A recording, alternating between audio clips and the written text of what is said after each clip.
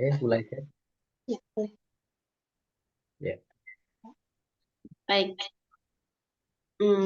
Kita mulai Bapak Ibu semuanya karena narasumber tunggal kita sudah hadir di tengah-tengah kita. Baik. Sebelumnya salam kenal Mas Faiz. Em, apa ini bukannya sok kenal tapi memang Mas Faiz itu orangnya udah terkenal gitu loh. Jadi banyak orang yang sudah tahu Mas Faiz kayak gimana. So, kita mulai. Baik, Bismillahirrahmanirrahim. Assalamualaikum warahmatullahi wabarakatuh. Alhamdulillahirrahmanirrahim. Puji syukur kehadirat Tuhan Yang Maha Kuasa atas segala limpahan rahmat, hidayah, rasa damai, rasa bahagia yang selalu menyelimuti hati dan jiwa kita semuanya. Salawat serta salam tetap tercurahkan kepada junjungan kita Nabi Agung Muhammad SAW, yang mana beliaulah yang telah membawa kita dari alam kegelapan menuju alam yang terang benderang, yakni ad-dinul Islam. Baik, pada kesempatan malam hari ini, saya merasa sangat senang sekali karena dipertemukan kembali sama Mas Faiz di layar yang sama. Kalau biasanya ketemunya juga di layar yang sama, paling juga scroll-scroll lihat YouTube-nya Mas Faiz yang sudah apa ya, ada di layar YouTube-nya para YouTuber. Oh, gitu dan sudah apa ya. Ya intinya Mas Faiz itu yes untuk semua kalangan itu.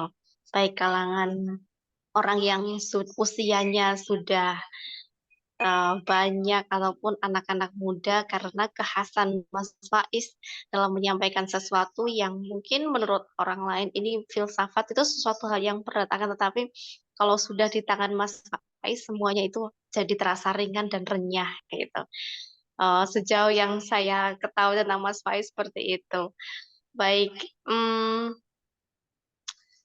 kalau saya perkenalkan kayaknya terlalu ini deh, karena Mas Faiz udah jadi orang terkenal, jadi kalau saya kenalkan terlalu banyak nanti intinya tanya Mbak Google aja kayaknya udah lengkap banget. Tapi untuk informasi sekilas Mas Faiz ini nama lengkapnya Dr. Fahrudin Faiz MAG, beliau dosen di UIN Sunan Kalijaga, Fakultas, bentar, saya ngerepet dulu. Oke. Di Fakultas Usuluddin dan Pemikiran Islam untuk riwayat pendidikan terakhir beliau di S3 Studi Islam UIN Sunan Kalijaga Yogyakarta. Berbicara tentang pendidikan non formalnya, beliau pernah mengikuti short course on Research Management NTU di Singapura, lalu short course on Islamic Philosophy di International Center for Islamic Studies di Iran. Riwayat pekerjaan beliau, selain menjadi dosen, beliau juga menjadi ketua program studi doktor S3 Akidah dan Filsafat Islam sampai sekarang. Berbicara tentang karya ilmiah 3 tahun terakhir ini nggak banyak, tapi banyak banget ya. Kalau istilah Jawa Timur terutama Blitar itu kalau banyak banyak banget itu banyak mas cara mengekspresikannya. Jadi kalau pas saya baca semuanya kayaknya terlalu panjang nanti sayang karena waktu kita sangat terbatas sekali. Saya tidak akan memperpanjang, cuman saya ingin membacakan satu artikel tulisannya Mas Faiz, salah satunya tentang intimate relationship of elderly Hajj pilgrimages and clutter of visitors and the aspect of religiosity through the process of self-disclosure during the Hajj International Journal of Environmental Sustainability and Social Science tahun 2023. Itu salah satu artikel yang saya bacakan kalau bacakan buku dan book chapter dan beberapa artikel jurnal terlalu lama. Sayang banget kalau nanti waktunya habis untuk mengenalkan Mas Faiz karena Mas Faiz udah jadi orang terkenal gitu. Baik, sebelum saya persilakan ke Mas Faiz untuk menyampaikan tema besar kita, Mas Faiz, tentang memaknai Quran Surah Al-Falaq ayat ke-113 dari Al-Quran. eh, cara seseorang atau siapapun orang yang memaknai ayat Al-Quran, kalau saya yakin sekali itu tidak bisa memaknai itu kalau hanya ibaratnya gini, kalau hanya memahami terjemahannya itu kayaknya blind gitu ya, kayak berjalan dalam kegelapan. Akan tetapi mungkin yang bisa dilakukan orang awam seperti saya ya meraba-raba bisanya. Akan tetapi ada di beberapa terjemahan ayat Al-Quran yang di situ kayak agak sulit dipahami oleh nalar manusia. Nah, contoh di salah satu ayat di surah Al-Falaq ini di ayat pertama, Qul a'udzu birabbil falaq, yang artinya aku berlindung kepada Tuhan yang menguasai subuh gitu. Bahasanya kok menguasai subuh itu kenapa gitu kan. Nah, itu kalau tidak ada runtutan apa ya, mungkin ada kaitannya dengan apa surah sebelumnya atau ada dulu sejarah diturunkan Al-Quran seperti apa, itu kan pasti ya kayak orang berjalan dalam kegelapan kayak gitu. Oleh karena itu, kami Rumah Kearifan sangat bersyukur sekali malam hari ini kayak dapat apa ya, pulung bahasanya ya, kayak dapat ini cara Tuhan mengirimkan malaikat berupa Mas Faiz malam hari ini sangat ini sekali dan sebelumnya saya ucapkan terima kasih kepada Mas Faiz karena sudah berkenan hadir. Waktu saya persilahkan kepada Mas Faiz untuk menyampaikan karena ini narasumber tunggal. Saya tidak akan memperpanjang lagi. Silakan Mas Faiz kurang lebih 50 sampai 1 jam. 50 menit sampai 1 jam. Silakan Mas.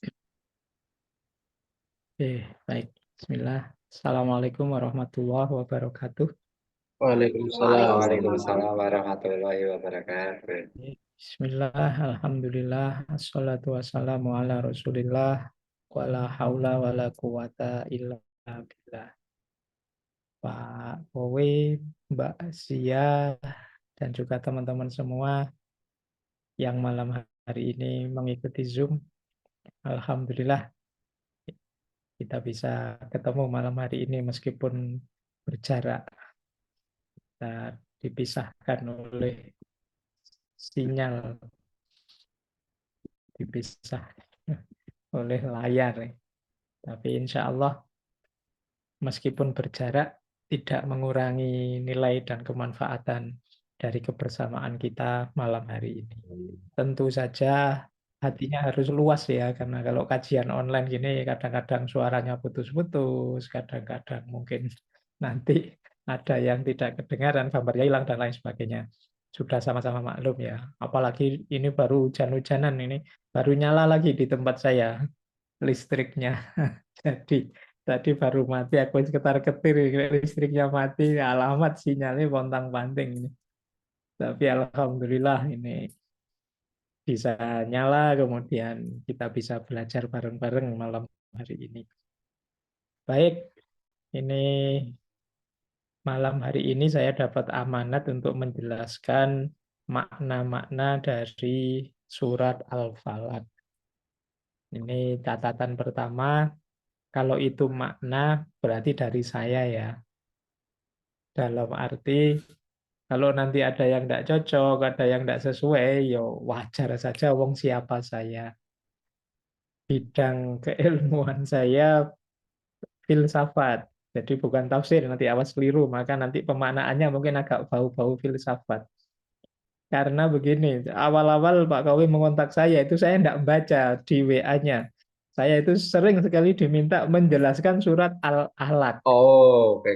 Surat wahyu pertama ya. Orientasinya Iqra lah, itu kan banyak itu di mana-mana Iya. saya banyak ngomong. Jadi tak baca sekilas gitu, Iqra. Begitu ganti jadwal, ini saya juga mohon maaf kemarin ganti jadwal itu. Barokahnya ganti jadwal, saya baca lagi WA-nya. Oh, ternyata surat Al-Falaq. Oke, baik. Nah, kalau makna surat Al-Falaq itu karena saya belajarnya filsafat, ada tulisan yang mengesankan saya tentang pemaknaan surat Al-Falaq itu tulisannya Ibnu Sina. Dan itu menurut saya menarik. Malam hari ini mungkin kita belajar sedikit ya itu tentang bagaimana sih seorang filosof memaknai surat Al-Falaq. Kalau kita selama ini mungkin kan banyaklah Surat Al-Falaq itu kita pakai untuk berdoa, kita pakai untuk dalam rangka mengatasi ini, mengatasi itu, sakit, dan lain sebagainya. Tapi malam hari ini coba kita gali lebih dalam, ya, pemaknaan-pemaknaan filosofis dari surat Al-Falaq ini. Ini saya nanti banyak dibantu oleh Ibnu Sina. Ini tokoh besar filsafat yang polimet, ilmunya macam-macam. Ternyata beliau juga banyak tertarik untuk nafsir. Baik, Bismillah kita belajar. Saya akan share screen ya, biar teman-teman tidak hanya lihat wajah saya. Khawatirnya tertipu karena kemungkinan ini efek kamera. Saya lihat kok terang sekali wajah saya. Cuma apalah, tidak usah diperhatikan yang itu, kita belajar sekarang ya. Pemaknaan Al-Falaq. Jadi nanti Ibnu Sina itu memaknai surat Al-Falaq itu dengan dua subjudul. Yang pertama, yang kedua, kejahatan moral. Jadi menarik kalau bagi beliau itu 5 ayat itu, ayat kedua dan ketiga itu metafisika kejahatan, dan ayat keempat dan kelima itu kejahatan moral. Nanti gimana cara beliau menjelaskan ya. Itu semoga tidak tambah ruwet ya. Tadi kata Mbak Zia, wah gimana ini maknanya kok rasa-rasanya kok tidak gampang memaknainya, apalagi ketemu Ibnu Sina, nanti tambah lu. Tapi kita pelajari pelan-pelan, siapa tahu ada makna yang tersangkut dari surat yang sering sekali kita baca. Ini nanti sebentar lagi Ramadan, mesti surat ini jadi favorit lagi, paling sering kita baca karena pendek. Baik, ternyata maknanya luar biasa. Kita lihat ya. Bismillah. Saya awali dari ayat pertama. Qul a'udzu birabbil falaq. Saya tidak memaknai kulnya ya, katakanlah dan lain sebagainya, itu nanti sudah banyak dijelaskan para mufassir. Ada dua yang menarik kita perhatikan dari ayat pertama. Yang pertama a'udzu dan yang kedua Rabbul Falaq. Kata a'udzu ini sebenarnya penegasan bahwa hanya pada Allah kita minta perlindungan, minta pertolongan. Di situ mengindikasikan 3 makna. Yang pertama, hanya orang yang berkesadaran ilahiyah, yang secara mantap bisa menyatakan a'udzu.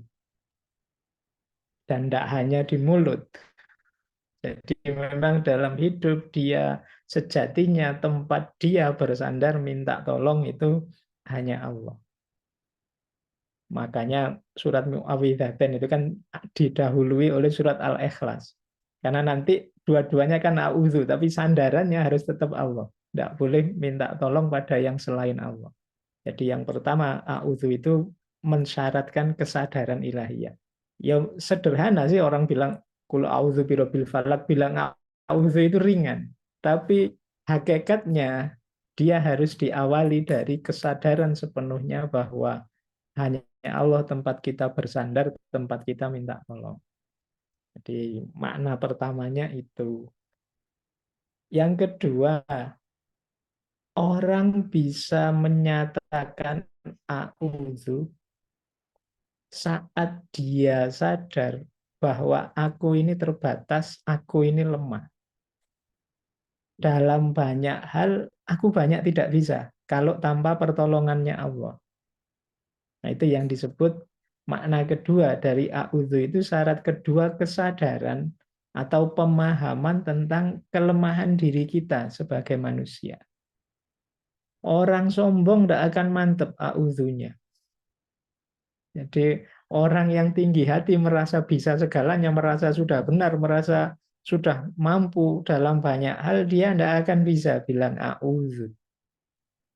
Jadi hanya orang yang sadar bahwa aku ini lemah. Dalam banyak hal aku sering tidak bisa. Sering tidak mampu. Sangat terbatas diri ini. Itu hanya orang ini yang mampu menyatakan a'udzu, bilang a'udzu dengan mantap. Makanya itu suratnya, ayatnya kan ringan itu kan. Kul a'udzu birabbil falak misalnya. Katakanlah a'udzu birabbil falak. Gampang Pak, tinggal bilang a'udzu birabbil falak. Tapi kata a'udzunya saja itu ternyata juga maknanya berat dan luas. Jadi itu pemahaman tentang kelemahan diri kita. Yang ketiga, a'udzu itu menunjukkan bahwa kita ini diminta menerima apapun ketetapan Allah, tapi kalau ada yang sedih, kalau ada yang berat, kalau ada yang sulit, kita kuat. Dan kekuatan itu kita mintakan pada Allah. Ini sederhananya gini loh, mungkin teman-teman sering dengar orang bilang, jangan minta hidup yang mudah, tapi mintalah kita kuat menghadapi hidup yang sulit. Jadi karena kesulitan itu membuat kita naik kelas, membuat kita tambah hebat, tambah kuat. Itu makna daya tahan. Jadi kita minta ke Allah kekuatan, keterlindungan. Bukan, ya Allah jangan diberi saya masalah. Ya Allah jangan saya diberi problem. Enggak apa-apa ya Allah saya diberi problem, tapi beri aku kekuatan untuk mengatasinya. Karena begitu aku bisa mengatasi masalah, aku tambah kuat. Jadi bukan ya Allah hindarkan aku dari masalah, tapi lindungi aku biar aku mampu mengatasi masalah. Nah itu, maka kata a'udzu ini berhubungan dengan daya tahan kita. Jadi kita tidak minta solusi instan, kita tidak, ya Allah yang Rabbul Falak, asal engkau lindungi aku untuk mengatasinya. Nah, jadi kata a'udzu ini ternyata luas, itu bisa jadi 3 artikel itu tentang kesadaran ilahiyah, kelemahan manusia, dan daya tahan diri kita. Jadi maka ringan di mulut sih, tapi ketika masuk ke hakikatnya ya tidak sembarangan. Meskipun sekedar kata a'udzu. Di situ ada tauhid, di situ ada pemahaman tentang humanisme manusia yang banyak kelemahan, juga tentang kondisi psikologis manusia, kekuatan daya tahan dirinya. Yang pertama itu, baru satu kata ini, saya tidak tahu nanti sampai 50 menit semoga tuntas ya. Yang kedua, enggak, nanti kita per ayat saja, jangan per kata biar enggak. Tapi Saya sebenarnya mau tuntaskan sekalian nggak apa-apa, Mas. Karena jarang jadi, loh mendapatkan kesempatan ngobrol langsung sama Mas Faiz kayak gini. Silakan dilanjut. Baik, biar dapat banyak ini. Terus Rabbul Falak. Saya tidak ingin bahas satu-satu ya. Rabbunnya sebenarnya maknanya luas, nanti hubungannya apa dengan ilahun dan seterusnya. Saya langsung saja Rabbul Falak. Rabbul Falak itu, ya falak itu memang waktu subuh. Cuma makna letter leg-nya itu memecah, membelah, menyingsing. Jadi ketika fajar muncul itu kan dia membelah langit. Maka Tuhan yang menguasai waktu subuh. Kalau di kalimat, saya tadi nengok salah satu tafsir itu kalimatnya menarik. Tuhan yang membelah butir tumbuh-tumbuhan dan biji buah-buahan, demikian pula yang membelah malam dengan terbitnya fajar. Jadi Rabbul Falak itu sederhananya Tuhan yang membawa kita dari kegelapan menuju terang. Tuhan yang menguasai cahaya, yang membawa kita bercahaya setelah sebelumnya kita gelap. Jadi malam yang kemudian berakhir dengan hadirnya fajar itu kan seperti kegelapan yang berakhir dengan hadirnya cahaya. Jadi Rabbul Falak itu Tuhan yang menguasai subuh, berarti Tuhan yang menguasai cahaya, menghadirkan solusi jalan keluar cahaya dalam hidup kita. Jadi kenapa Rabbul Falak? Karena ini hubungannya dengan kita berlindung dari masalah-masalah. Yang bisa mecah masalah, yang bisa menyingsingkan dari kondisi gelapnya malam menuju cahaya itu Allah. Allah lah yang kuasa. Maka di surat ini menggunakan diksi Rabbul Falak. Karena ini nanti di belakang problemnya problem kegelapan semua. Jadi ini problem gelap. Maka Allah di sini menyebut bahwa dirinya sebagai Rabbul Falak. Jadi Tuhan yang menghadirkan cahaya, yang menguasai fajar, menguasai subuh. Kalau sudah subuh, sudah mulai terang. Masalah mulai kelihatan. Tidak lagi seperti sebelumnya. Jadi kita berlindung pada Rabbul Falak. Nah, ya tentu saja diksi Rabbun itu menunjukkan Allah yang mengelola. Jadi Allah yang mengatur. Seperti sebelumnya tadi ya, A'udzu yang kesadaran ilahiyah, maka ayat pertama ini sebenarnya kesadaran kepasrahan kita. Biarlah Allah yang memecah, membelah, membuat cahaya menyingsing dalam kehidupan kita. Jadi ini sebenarnya nanti kalau ditafsir jauhnya itu setengahnya mengkritik kita yang sering mencari solusi selain Allah, yang sering mencari perlindungan, menganggap bahwa ada solusi lain selain kita bersandar pada Allah. Maka ditegaskan Rabbul Falak, hanya Allah ini yang bisa melenyapkan kegelapan hidup kita, yang bisa menghadirkan cahaya dalam hidup kita. Itulah makna dari Rabbul Falak. Jadi kita berlindung dengan Tuhan yang menguasai cahaya, yang menguasai waktu subuh, yang bisa mengakhiri malam yang gelap. Baik, saya kira ini ya ayat pertama. Kita lanjutkan. Nah, ayat kedua, ini yang tadi saya sebut metafisika kejahatan tadi. Min syarri ma khalaq. Dari keburukan atau kejahatan ciptaannya, apa yang diciptakan oleh Allah. Nah, ini baru masuk. Ibnu Sina agak panjang menjelaskan ini. Jadi ayat ini bagi filosof tertentu melahirkan pertanyaan, apa iya Allah itu juga menciptakan kejahatan? Ini kalau di filsafat ada isu besar namanya teodisi.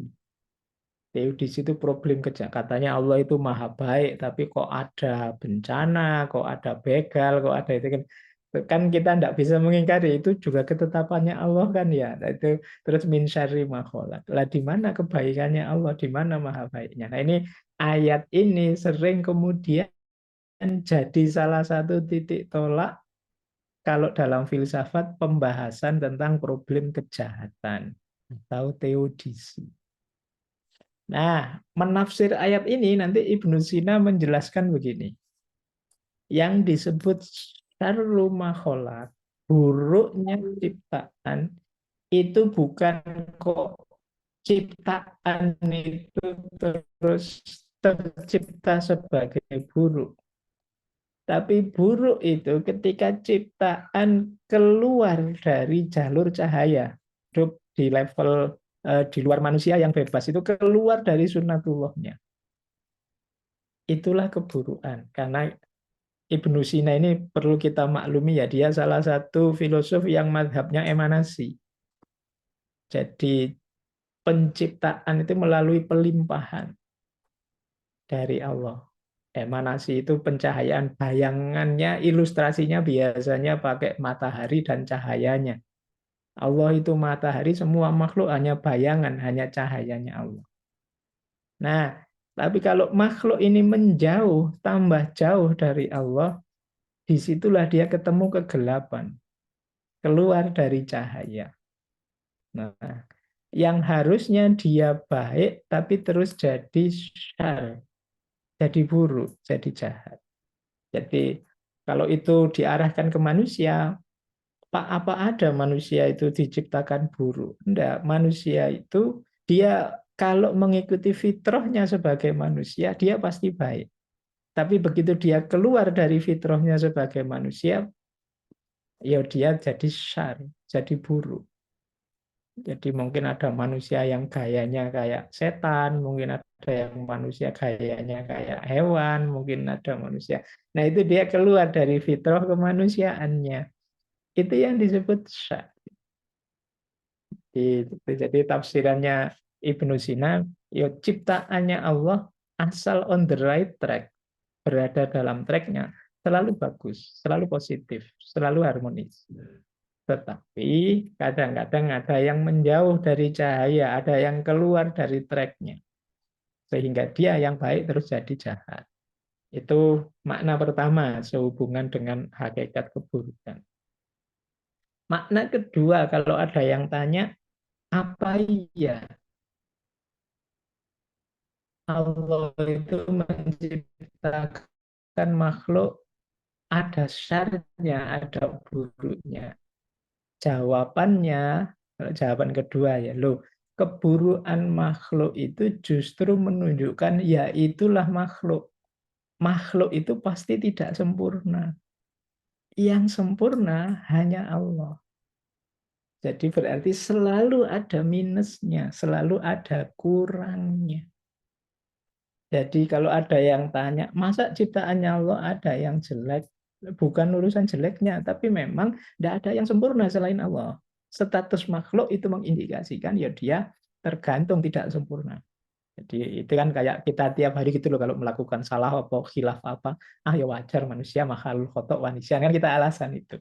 Ada kurang-kurang apa kan kita selalu argumennya ya wajar lah manusia itu memang keburukan itu dari perspektif tertentu adalah indikasi kemakhlukan. Jadi memang ya makhluk itu pasti tidak ada yang sempurna. Disitulah syar. Meskipun nanti ada yang ketidaksempurnaannya membesar, menyusahkan, pada itulah kita berlindung. Jadi manusia misalnya, manusia itu kan ya diciptakan bisa punya potensi melakukan kebaikan dan keburukan. Kita itu mau jujur bisa, mau curang juga bisa. Kita mau bicara apa adanya bisa, kita mau memanipulasi juga bisa. Nah, itulah manusia. Itu yang kadang-kadang menyusahkan kita, kadang jadi bencana. Dari itulah nanti kita berlindung. Nah, itu makna kedua. Makna ketiga, keburukan makhluk, khususnya manusia, kata Ibnu Sina, itu manifestasi laten.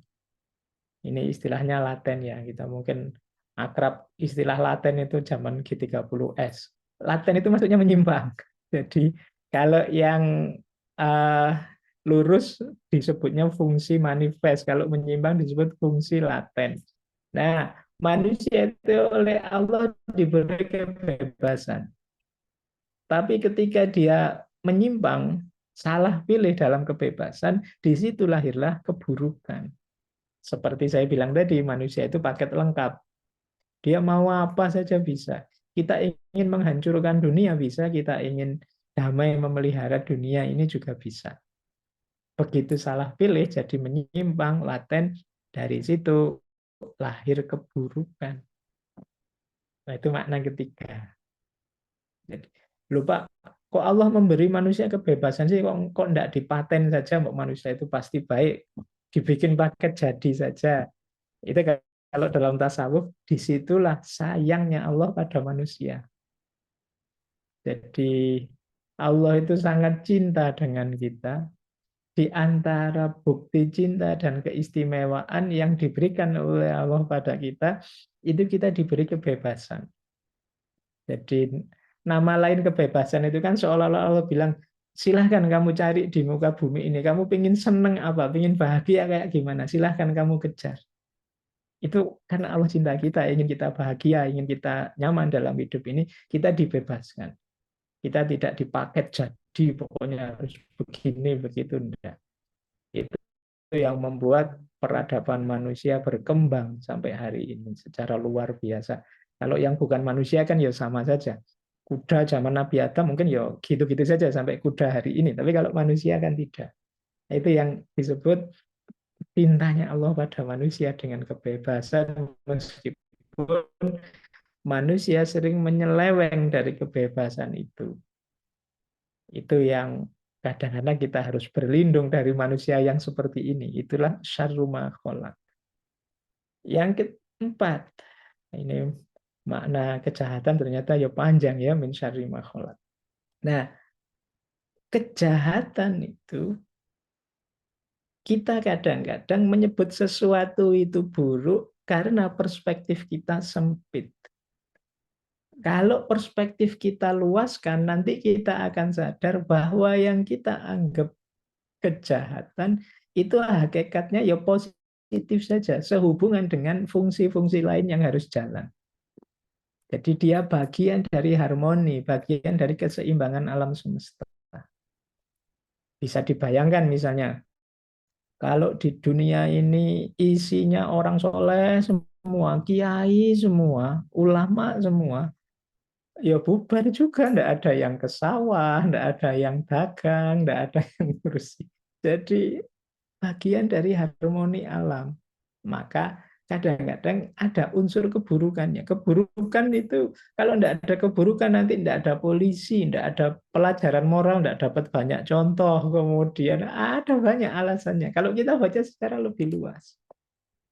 Jadi dalam aspek perspektif, itu kadang-kadang keburukan itu memberi keseimbangan pada kehidupan.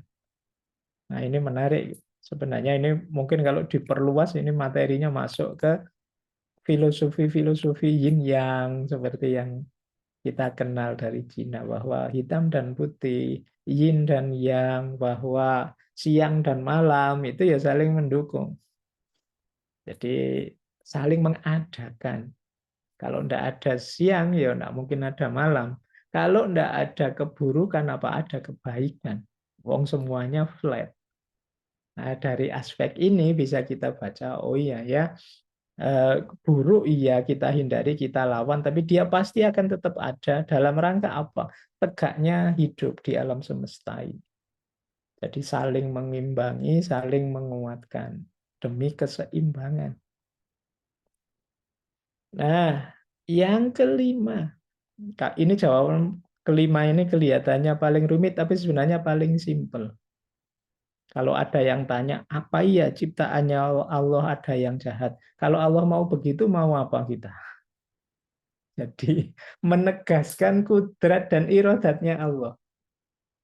Jadi menegaskan bahwa Allah itu tidak bisa kita dikte dengan keinginan kita. Jadi kalau ini jawaban terakhir ini khas Sunni. Kalau orang Mu'tazilah tidak mau jawaban yang terakhir ini. Kalau orang Mu'tazilah Allah pasti maha baik, Allah pasti menciptakan yang baik-baik semua. Tapi jawaban yang terakhir ini loh, kalau Allah menciptakan juga yang kita sebut kejahatan, keburukan, kita bisa apa? Wong kita itu makhluk. Tidak mungkin kita bisa dikte Allah. Kan sering itu kita lihat orang yang seolah-olah dikte Allah. Kiamat akan terjadi tahun sekian. Hati-hati tahun sekian. Itu kan kayak dikte Allah. Ya kalau Allah ganti ya apa susahnya, dipercepat apa susahnya juga, diperlambat apa susahnya juga. Tapi banyak orang yang kesannya dikte Allah, lupa bahwa Allah itu punya kudrat dan irodat.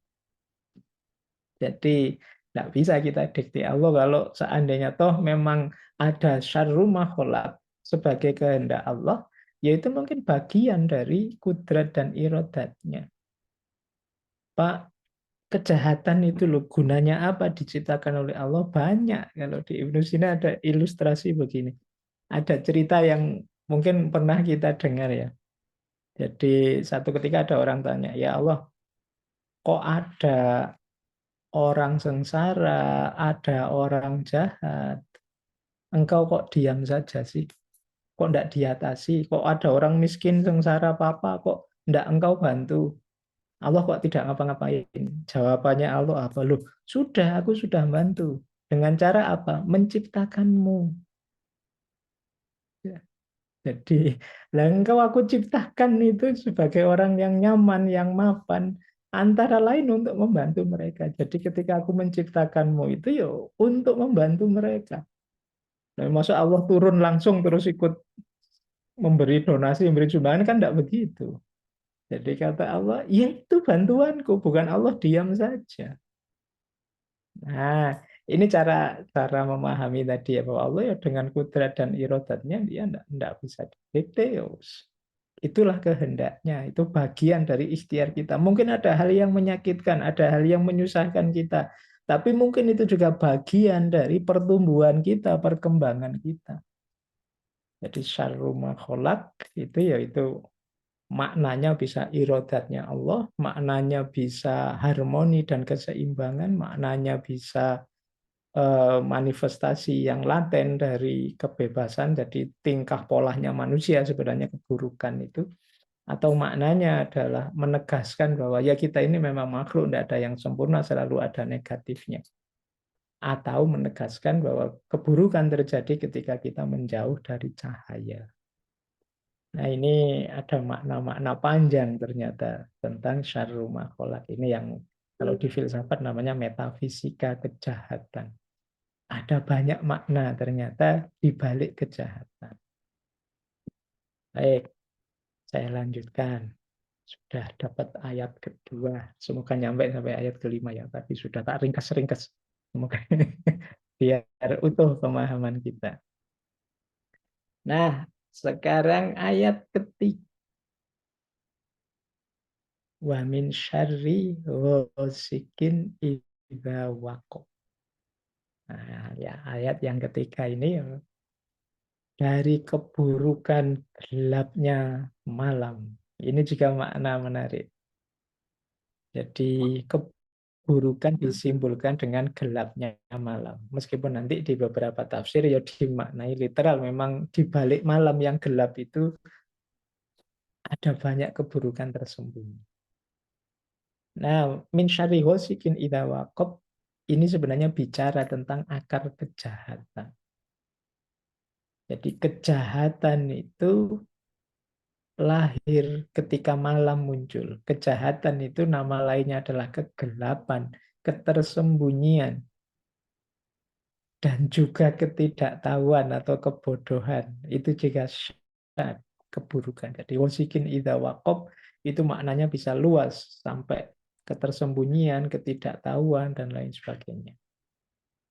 Bahkan kegelapan itu tadi yang saya sebut di beberapa tafsir disebut juga kegelapan itu yang dimaksud kegelapan hati. Jadi kegelapan malam itu hanya jadi simbolnya. Intinya ya mungkin istilah minadzulumatil nur itu yang kita hafal itu bisa masuk ke sini. Jadi ketika cahaya hilang itu kan malam yang gelap gulita. Ketika gelap gulita dari situ potensi kejahatan muncul. Potensi syar muncul. Maka hati-hati dengan kegelapan. Hati-hati dengan gelapnya hati, bahkan hati-hatilah dengan ketidaktahuan, kebingungan, ketidakmungkinan dalam pandangan kita. Jadi ini metafor-metafor tentang hal itu. Jadi inilah metafisika kejahatan yang kedua. Kalau ini masih nyambung dengan konsep emanasinya Ibnu Sina tadi, bahwa semakin jauh kita dari cahaya, semakin potensial untuk lahir keburukan dan kejahatan. Ada banyak hal yang tersembunyi, ada banyak hal yang kita tidak tahu, dan lain sebagainya. Apalagi kalau kegelapan itu maknanya kegelapan hati. Nah, itu yang bawah itu saya lihat, saya tadi nengok beberapa tafsir, tafsir Misbah dan lain sebagainya. Ada pemaknaan yang agak literal tapi menarik. Yang pertama apa? Loh, kenapa kok min syarri ghasikin idza waqab, kegelapan malam? Karena biasanya di balik kegelapan malam itu muncul makhluk-makhluk yang membahayakan. Ya termasuk manusia. Manusia itu kalau gelap kadang ya ngeri. Kalau terang ini masih senyum-senyum, tapi begitu tidak kelihatan bisa habis kita. Jadi di balik kegelapan itu biasanya muncul makhluk yang berbahaya. Kita bisa berubah dalam kegelapan.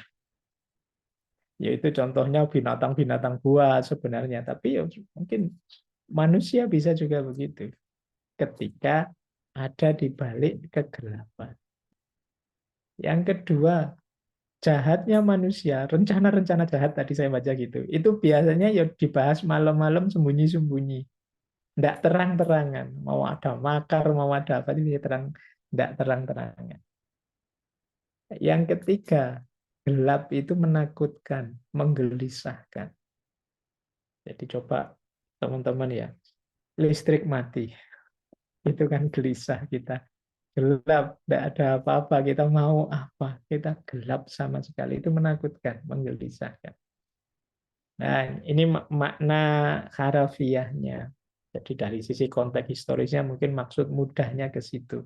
Tapi kalau kita dalami secara filosofis, min syarri ghasikin idza waqab, itu mengindikasikan bahwa sesuatu yang misterius, yang kita tidak tahu, yang kita tidak bisa melihat, yang kita tidak bisa mencerna dengan pikiran kita, yang membuat kita bingung, itu akan potensial mengarah pada keburukan. Apalagi kalau yang gelap itu hati, apalagi kalau yang gelap itu pikiran. Disitulah makna luasnya min syarri ghasikin idza waqab. Dari buruknya malam ketika mulai menggelap. Ini metafisika kejahatan kedua. Kalau di Ibnu Sina ini akarnya. Jadi akarnya kejahatan itu kegelapan. Puncaknya ya kegelapan hati. Dilanjutkan gelapnya pikiran, gelapnya hati dan pikiran akan berbuah di gelapnya perilaku. Kenapa hati bisa gelap, pikiran bisa gelap? Karena ketidaktahuan, kurangnya ilmu. Maka solusinya ya belajar ilmu. Kita cari cahaya. Baik, saya lanjutkan biar nyampe. Ini ayat ketiga. Sekarang ayat keempat. Wah, ini banyak ditafsirkan sebagai ayat santet. Wa min syarrin naffatsati fil uqad. Dari buruknya nafasat. Nafasat itu kata-kata hembusan-hembusan dari para penyihir. Fil uqad. Uqad itu tali, hubul, ikatan. Ini ilustrasinya memang ilustrasi sihir, santet. Meskipun nanti maknanya bisa luas. Kenapa pakai nafasat? Nafasat itu perempuan, Pak. Iya, karena zaman itu tukang-tukang sihir itu digambarkan perempuan. Jadi dibayangkan perempuan. Yo, ini tidak ada urusan dengan gender, itu historis. Jadi perspektif zaman itu. Bahkan ceritanya Rasulullah itu pernah disantet seorang tukang sihir namanya Labid bin Al-Aqsam. Itu dia waktu nyantet dibantu putri-putrinya. Nah, putri-putrinya Labid ini nyantetnya dengan niup-niup tali. Jadi itu sehingga terus ada yang bilang itu dari situ terus pemaknaannya nafasat itu ya perempuan-perempuan tadi yang menghembus tali untuk nyantet. Nah, ini makna letterleknya begitu. Tapi kalau kita perluas, hembusan-hembusan yang mempengaruhi jiwa, itu ya kalau hari ini, ya sudah zaman dulu juga tidak hanya itu, tapi apa kata-kata, kemudian frekuensi, kedekatan, vibrasi, dan lain sebagainya, itu bisa saja kalau itu negatif mempengaruhi jiwa kita. Gosip-gosip, hoax-hoax, itu mungkin hari ini bisa kita sambungkan dengan nafasati fil uqad. Jadi hembusan-hembusan yang mengacaukan jiwa kita, mempengaruhi jiwa kita. Jadi kalau di beberapa riwayat itu Rasulullah setelah kena santet itu, kena sihir itu, meskipun di banyak orang disebut ya Rasulullah seperti sakit biasa, tidak ada hubungannya dengan penyampaian wahyu. Terganggu sedikit, terganggunya Rasulullah itu jadi mudah lupa. Tadi sudah melakukan apa atau belum melakukan apa, terus lupa sebentar. Hanya itu saja gejalanya. Jadi tidak jangan dibayangkan kayak acara-acara di TV yang hantu-hantu terus teriak-teriak kesurupan, enggak sampai begitu. Jadi cuma Pak Rasulullah hanya beberapa kali, saya tadi sudah melakukan ini apa belum, ya hanya itu saja. Jadi tidak sengeri kalau standar di film-film di TV-TV. Tapi ini sebenarnya arahnya ke jiwa kita yang terganggu dari pengaruh eksternal, dari pengaruh luar. Jadi ada kata-kata negatif, ada perilaku negatif sekeliling kita, ada pengaruh-pengaruh negatif sekeliling kita yang mempengaruhi jiwa kita. Itu bisa juga kita sebut nafasati fil uqad. Kalau di tafsirnya Pak Quraisy misalnya disebut, misalnya dia mengilustrasikan kalau ada seorang tetangga, misalnya tetangga perempuan, bikin-bikin gosip, sehingga suami istri gegeran, sehingga sesama saudara terus tidak rukun, sampai ada yang cerai dan lain sebagainya, itulah tukang santet, tukang sihirnya. Jadi itulah nafasati fil uqad. Memutus persaudaraan, memutus ikatan. Uqad itu kan akad, itu kan ikatan. Jadi karena gosip yang kita sebarkan, karena hoax yang kita sampaikan, terus saudara dengan saudara putus, teman dengan teman putus, dan lain sebagainya. Itu kemarin kita lihat banyak yang seperti itu waktu kampanye kan. Jadi bikin hoax, bikin berita palsu, terus kita musuhan, kita saling tidak suka, kita saling tidak senang. Padahal pemilu selesai yang atas terus malah gabung, kita yang susah misah. Itu nafasati fil uqad. Jadi kita kena pengaruh-pengaruh negatif, kita kena hasutan, kita kena berita-berita palsu, akhirnya bubar semua, pisah semua kita secara sosial. Jadi itu juga nafasati fil uqad. Kita ayo berlindung pada Allah dari yang seperti ini. Dari kekacauan-kekacauan, rayuan-rayuan yang membuat kita terlena dan lain sebagainya. Ini kalau yang ini sudah masuk kejahatan moral. Kalau tadi kan metafisika kejahatan, kalau ini kejahatan moral. Jadi sudah berhubungan dengan karakter. Ketika kita berhadapan dengan orang lain yang karakternya negatif, yang bisa mempengaruhi kita. Dan karakter negatif itu ya nanti di ilmu jiwanya Ibnu Sina ya antara lain dijelaskan tidak hanya, bahkan tidak harus ada kata-katanya. Kedekatan saja bisa mempengaruhi.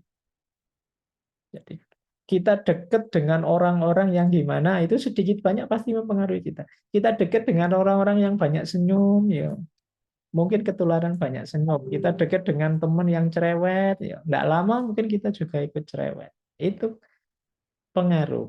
Jadi vibrasinya mesti nyambung. Makanya di syair Tombo Ati itu kita diminta wong kang soleh kumpulono. Bahkan kita tidak diminta ngaji, tidak diminta belajar, tidak, deket saja, dikumpuli saja. Itu vibrasinya bisa nular ke kita. Kita bisa jadi positif. Biar tidak kena ini nafasati fil uqad.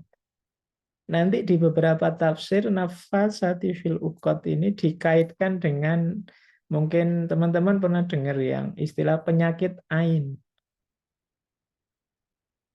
Nah, itu juga arahnya ke situ. Jadi yang mempengaruhi jiwa.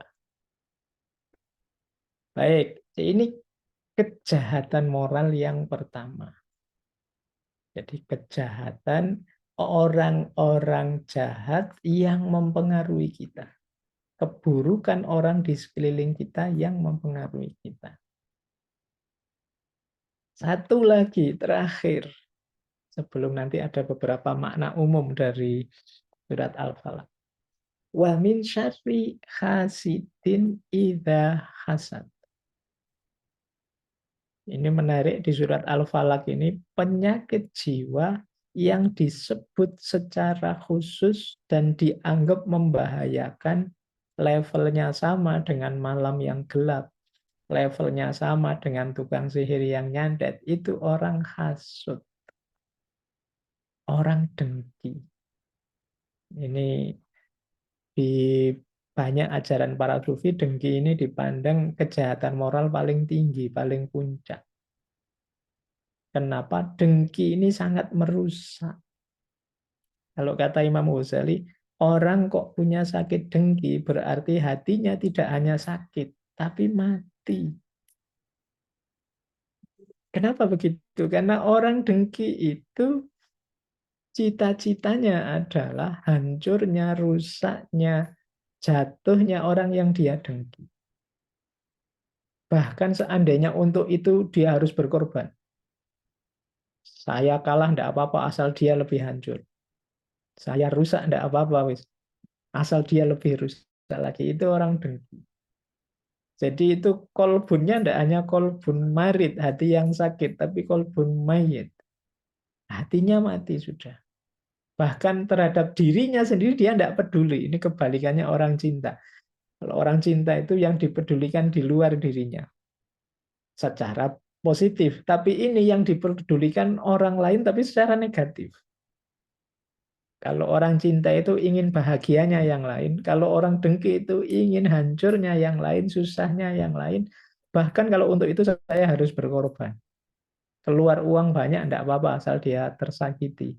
Keluar biaya banyak, keluar tenaga tidak apa-apa lah. Kehilangan mobil tidak apa-apa asal dia. Ini namanya hatinya sudah mati.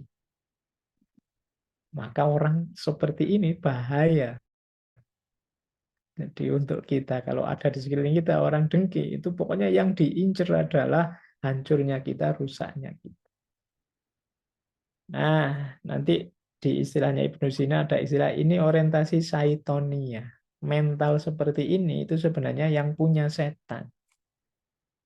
Jadi persis setan itu kan waktu oleh Allah ditegaskan ya bahwa dia terlaknat, dia masuk neraka. Itu kan setan tidak kaget, tidak masalah sih. Tapi beri aku waktu, akan aku sesatkan sebanyak mungkin anak cucu Adam. Jadi tidak apa-apa saya masuk neraka, saya tahu saya memang jahat, tapi beri saya waktu, saya akan sesatkan anak cucu Adam. Jadi dia sengsara tidak apa-apa, dia masuk neraka tidak apa-apa. Dia puasnya adalah kalau semua anak cucu Adam juga masuk neraka.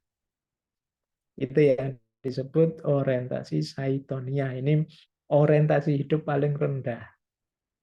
Ada orang yang orientasinya di atas saitonia sedikit. Kalau kata Imam Ghazali, ini orang yang orientasinya binatang ternak, bahimah. Ini yang mikir harta, mikir senang, mikir itu satu level di atas saitonia. Ini masih mending, masih mikir dirinya, aku yang senang. Kalau saitonia enggak. Aku susah enggak apa-apa. Nanti di atasnya bahima ada sabuiyah. Sabuiyah ini orang yang memenangkan ambisi, ingin nomor satu, ingin dipuji, ingin populer, itu sabuiyah. Itu level di atasnya, meskipun ya masih negatif. Yang paling tinggi mutmainnah. Nah, jadi wa min syarri hasidin idza hasad, kita berhadapan dengan orang yang berkarakter syaitan.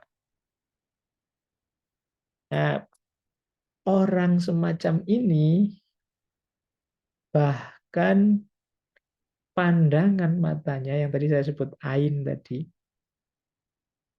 kalau di sini dijelaskan ada ainul karohah melawan ainul ridho. Ainul ridho itu pandangannya orang pecinta. Orang yang mencintai itu melihat yang dicintai isinya ridho, maklum. Tapi orang yang hasud itu ainul karohah. Ketika melihat orang yang dia benci, isinya ingin menghancurkan, ingin merusak. Itulah kejahatan moral versi kedua. Jadi di surat ini ada dua kejahatan moral yang sangat ditekankan untuk kita minta perlindungan. Yang pertama dari orang-orang negatif seperti tukang sihir, tukang santet, penyebar kebohongan, penyebar hoax, dan lain sebagainya, khawatirnya mempengaruhi kita. Dan yang kedua dari orang-orang hasud, orang hasad, orang dengki, yang memang ingin menghancurkan kita. Nah, dari sini nanti kita diminta berlindung. dari negatif vibes-nya. Jadi yang bisa mempengaruhi kita. Baik, sudah 50, saya tambah satu lagi. Mumpung pas ya. Ini menarik. Jadi setelah surat Al-Falaq itu biasanya surat An-Nas terus. Al-Falaq itu meminta kita berlindung dari kejahatan eksternal. Nanti lebih sulit lagi An-Nas. An-Nas itu kita diminta berlindung dari kejahatan internal. Kejahatan yang muncul dari dalam hati kita sendiri. Dan nanti di surat An-Nas itu Allah disebut 3 kali Robnya. Kalau di Al-Falaq kan sekali, Robbul Falaq. Tapi begitu kita nanti baca surat An-Nas, Allah disebut 3 kali. Robbun Nas, Malikin Nas, dan Ilahin Nas. Kenapa? Karena memang melawan musuh dari dalam diri kita sendiri jauh lebih berat. Kalau di Al-Falaq itu musuhnya dari luar. Meskipun tadi rasanya ya abot melawan ini, tapi ternyata ada yang lebih berat, yaitu melawan musuh dari dalam diri kita sendiri. Yang itu dijelaskan dalam surat An-Nas. Baik, mungkin lain waktu kita masuk ke surat An-Nas, tapi malam hari ini kita masih melawan musuh-musuh dari luar. Baik, saya kira itu, Mbak Zia, Pak Koim. Nih, saya ringkas uraiannya tentang makna surat Al-Falaq. Injil. Monggo. Baik, terima kasih banyak Mas Faiz. Mungkin ini Mas Faiz. Di bulan kemarin kita sudah membahas surah An-Nas sama Prof. Mustaqim. Jadi ya saya coba buka-buka catatan saya. Oh, kayaknya Prof. Mustaqim kemarin memang menyampaikan ini. Di dalam surah An-Nas itu memang disebut 3 kali ya, yang artinya Tuhannya manusia, rajanya manusia, sama sesembahannya manusia. Itu sempat disampaikan memang. Dan makanya tadi di catatan saya ketika Mas Faiz menyampaikan di ayat yang keempat, tadi berbicara tentang santet, tentang apa loh, ini kok nyambung dengan surah An-Nas yang disampaikan siapa Prof. Mustaqim kemarin. Kenapa ini yang membuat saya apa ya, kalau lucu enggak, tapi informasi banget itu loh, sama Prof. Mustaqim bulan kemarin tuh menyampaikan kenapa di surah An-Nas itu apa huruf terakhirnya sin semuanya. Nah, ternyata ada maknanya. Katanya memang bisikan setan itu sangatlah lembut gitu. Salah satu apa ya, insight atau hal baru yang saya tak ketahui tentang surah An-Nas. Akan tetapi di surah Al-Falaq ini juga apa yang disampaikan Mas Faiz tadi benar-benar membuat saya speechless banget, Mas. Dalam artian begitu dalam dan luas banget ternyata surah Al-Falaq ini 5 ayat, tapi ternyata juga apa ya, relate dengan surah An-Nas dan dilanjut surah Al-Falaq ini tuh sesuatu yang ke dalam dan keluar yang bisa kita jadikan bahan refleksi, dan bagaimana kita memaknainya, ya memang kita perlu hal-hal seperti ini. Mungkin sebelum saya apa buka sesi pertanyaan, ada beberapa hal yang menjadi catatan saya dan menurut saya sangat menarik sekali. Kalau tadi Mas Faiz menyampaikan fitrah manusia, itu ketika fitrah itu keluar dari apa ya, manusia itu keluar dari kefitrahannya, berarti menjadi manusia yang jahat. Dan saya teringat Prof. Mustaqim kemarin itu bilang ada juga setan yang berwujud manusia. Nah, ini masuk di nominasi mana ini Mas Faiz? Mungkin nanti bisa di ini.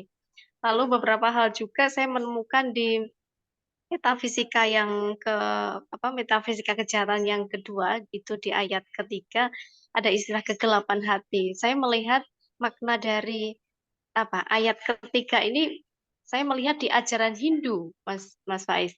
Di ajaran Hindu itu istilah kegelapan itu kayak dianalogkan warna hitam, yang mana warna hitam itu memang warna ini. Jadi orang Hindu itu dipercaya kalau dia sedang bernasib baik itu ditempelin celak ya bahasanya. Itu ditaruh di sini agar mata jahat itu tidak mengenai dia. Jadi ada hal-hal yang nyambung-nyambung juga kalau kita bisa memaknai semuanya itu. Baik, saya persilahkan teman-teman semuanya bagi yang ingin bertanya atau apa ya, bisa bertanya atau memberikan pernyataan atau mengelaborasi dari apa yang disampaikan Mas Faiz tadi. Bisa melalui room chat ataupun langsung. Kalau langsung bisa raise hand atau langsung membuka mikrofonnya. Sudah ada di chat kah? Saya cek dulu. Oh, belum ada. Oh, sudah ada ini. Baik, ini dari Mas Multazam. Mungkin nanti yang lainnya bisa menyusul ya. Mas Multazam bertanya, bagaimana kita menghindari aura negatif, bahasa negatif dari teman sehari-hari kita. Sementara teman itu setiap hari bersama kita. Nah ini analog dari apa setan yang berwujud manusia atau memang apa ya, keluar dari kefitrahannya atau kayak gimana, Mas Faiz? Sambil menunggu pertanyaan yang selanjutnya. Mungkin Mas Didi mau bertanya? Kayaknya dari tadi senyum-senyum sendiri gitu ketika mendengarkan penjelasannya Mas Faiz. Oke, belum. Baik. Saya persilakan Mas Faiz untuk menanggapi pertanyaannya Mas ini tadi. Baik. Multazam. Menghadapi aura negatif, bahasa negatif, ya sederhananya pengaruh negatif dari orang-orang di sekeliling kita, teman-teman kita mungkin yang mau menghindar gimana, wong ya sak kos misalnya, mau menjauh gimana, sak kelas, kalau relate ya. Tapi begini, jadi penting dalam hidup ini day to day, detik per detik, menit per menitnya kita membawa kesadaran yang utuh. Kalau dalam istilahnya teman-teman hari ini mungkin sering dipakai istilah mindfulness. Jadi kesadaran. Mari kita kurangi sebanyak mungkin momen ketika kita berinteraksi dengan orang sementara kita tidak sadar. Ketidaksadaran itu biasanya mudah membuat pengaruh orang lain masuk dalam diri kita. Jadi mari kita sadari terus. Misalnya teman saya ini modelnya orang gini. Jadi tiap kali saya ngobrol saya wanti-wanti diri saya jangan terpengaruh loh ya. Itu namanya jangan terpengaruh loh ya. Itu kesadaran terus menerus. Jadi kesadaran terus, mindfulness kalau istilahnya anak-anak hari ini. Jadi tidak apa-apa kalau memang terpaksa harus ketemu, terpaksa harus berinteraksi, tapi interaksi yang penuh kesadaran. Bukan interaksi yang kita dihanyutkan saja. Jadi kalau istilahnya Sunan Kalijogo kan ngeli ananging ora keli. Iya sih kita tetap ngobrol, tetap bergaul, tapi jangan hanyut.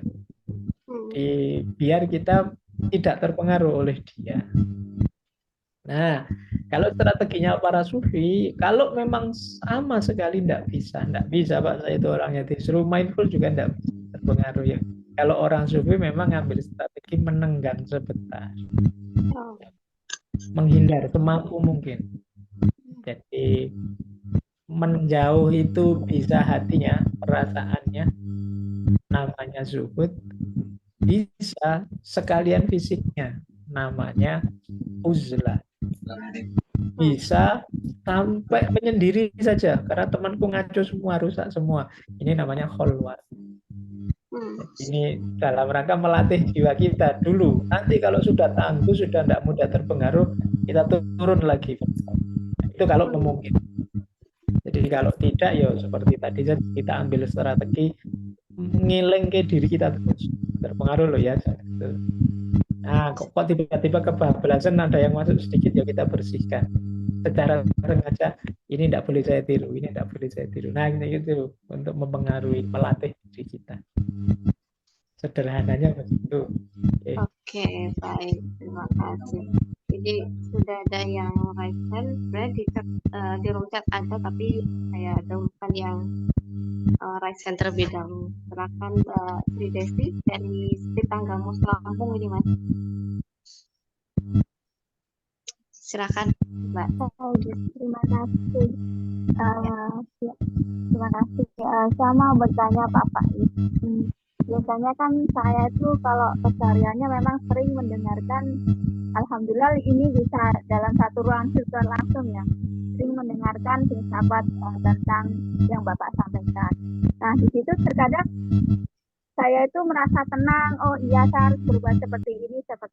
Dan misalkan ada masalah apa, misalkan saya cari itu yang bisa menenangkan hati, bisa mendengarkan tentang apa yang Bapak sampaikan. Tapi terkadang esokan harinya hatinya gelisah lagi, terus tidak fokus lagi. Nah, itu bagaimana cara menyikapinya agar misalkan kita bisa mengambil yang baik. Enggak, terus besoknya sekarang mendengarkan hatinya tenang. Besoknya lagi sudah berbalik lagi, hatinya udah pindah lagi, nggak tahu gimana. Mohon petunjuknya biar hati saya bisa mantap atau bagaimana.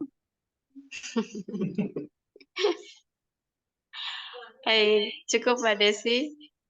Oke, baik. Lanjut ya Mas ya. Maksudnya kita tampung dulu. Oke. Mbak Amin. Tadi sebenarnya Fajar Dwi Noviantoro juga resen, tapi kayaknya ditarik kembali. Oke, saya tunggu kalau mau resen kembali Mbak Amin. Silahkan. Bu Amin atau Mbak Amin ini? Bu Amin Zulaika? Oke. Silahkan Bu Amin. Atau Mas Fajar dulu. Mas Fajar kayaknya akan resen ini. Oke, baik.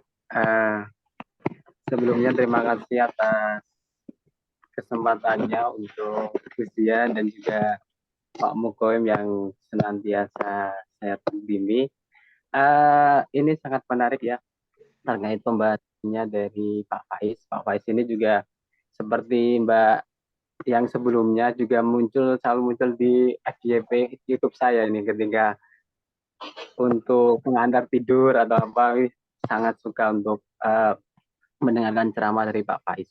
Nah, terkait berbicara mengenai cahaya tadi, ini sangat menarik. Mungkin saya lebih ingin bertanya terlebih dahulu terkait cahaya Tuhan. Nah, cahaya Tuhan itu seperti apa? Nah, sebetulnya kalau mungkin kita analogikan, kan tidak mungkin seperti cahaya-cahaya yang kita temui kayak misalnya cahaya lampu, cahaya matahari, dan sebagainya. Bahkan kemarin dalam tafsirnya Prof. Quraish Shihab, itu setiap nabi dan juga manusia, setiap nabi itu ada nur dari Muhammad tersendiri. Nah, apakah cahaya Tuhan itu juga mirip seperti itu? Kalau dianalogikan lagi dengan kontekstual zaman sekarang, itu adalah gen dari para nabi itu ke anak cucu dan seterusnya. Nah, kemudian yang kedua, berbicara terkait dengan kegelapan hati.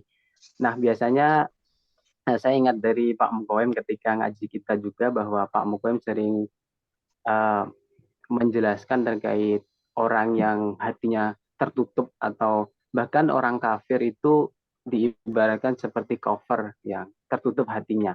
Nah, ini berbicara dengan Islam ya. Kita mungkin karena tadi kita menafsirkan atau merefleksikan dari surat Al-Falaq, berarti berbicara terkait dengan agama Islam. Kebetulan kemarin saya juga ketika ada diskusi terkait a common word antara Islam dan Kristen, itu hampir sama juga. Ada cinta pada Tuhan dan juga cinta pada sesama manusia. Nah, tetapi kita kan pasti juga meyakini bahwa agama kita adalah agama yang benar, tetapi tidak menafikan kepercayaan agama yang lain juga ada memiliki kebenaran menurut pengikutnya. Nah, ini kalau kita kaitkan dengan apa yang ada dalam Al-Quran, kan biasanya orang yang kafir itu adalah orang yang tidak mempercayai adanya Tuhan, atau bahasa lainnya adalah non-Islam. Nah, seperti itu. Apakah kegelapan hati ini juga bisa dikatakan seperti itu? Karena kalau kita berbicara kegelapan hati, kan ketika tadi Pak Faiz juga menyinggung fitrah manusia, ketika kita udah jauh dari Tuhan, ya fitrah manusia ada titik ghost spot-nya itu udah hilang seperti itu. Terima kasih, mungkin itu saja Bu Zia. Baik, terima kasih Mas Fajar. Ini mau dijawab dulu atau sekalian yang di room chat, Mas?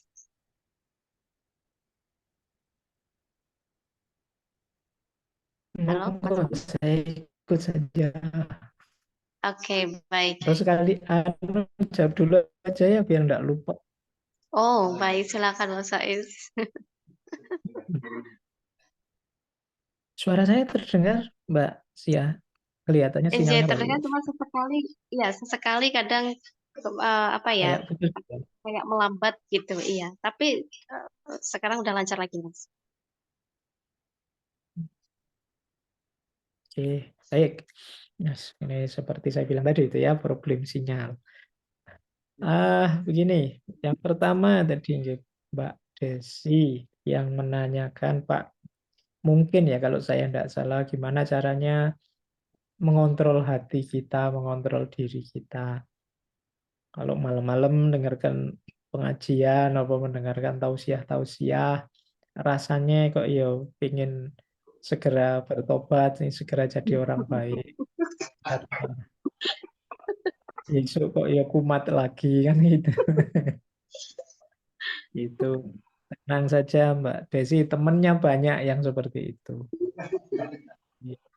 Malamnya tenang, paginya kumat lagi, malamnya tenang. Baik, ya.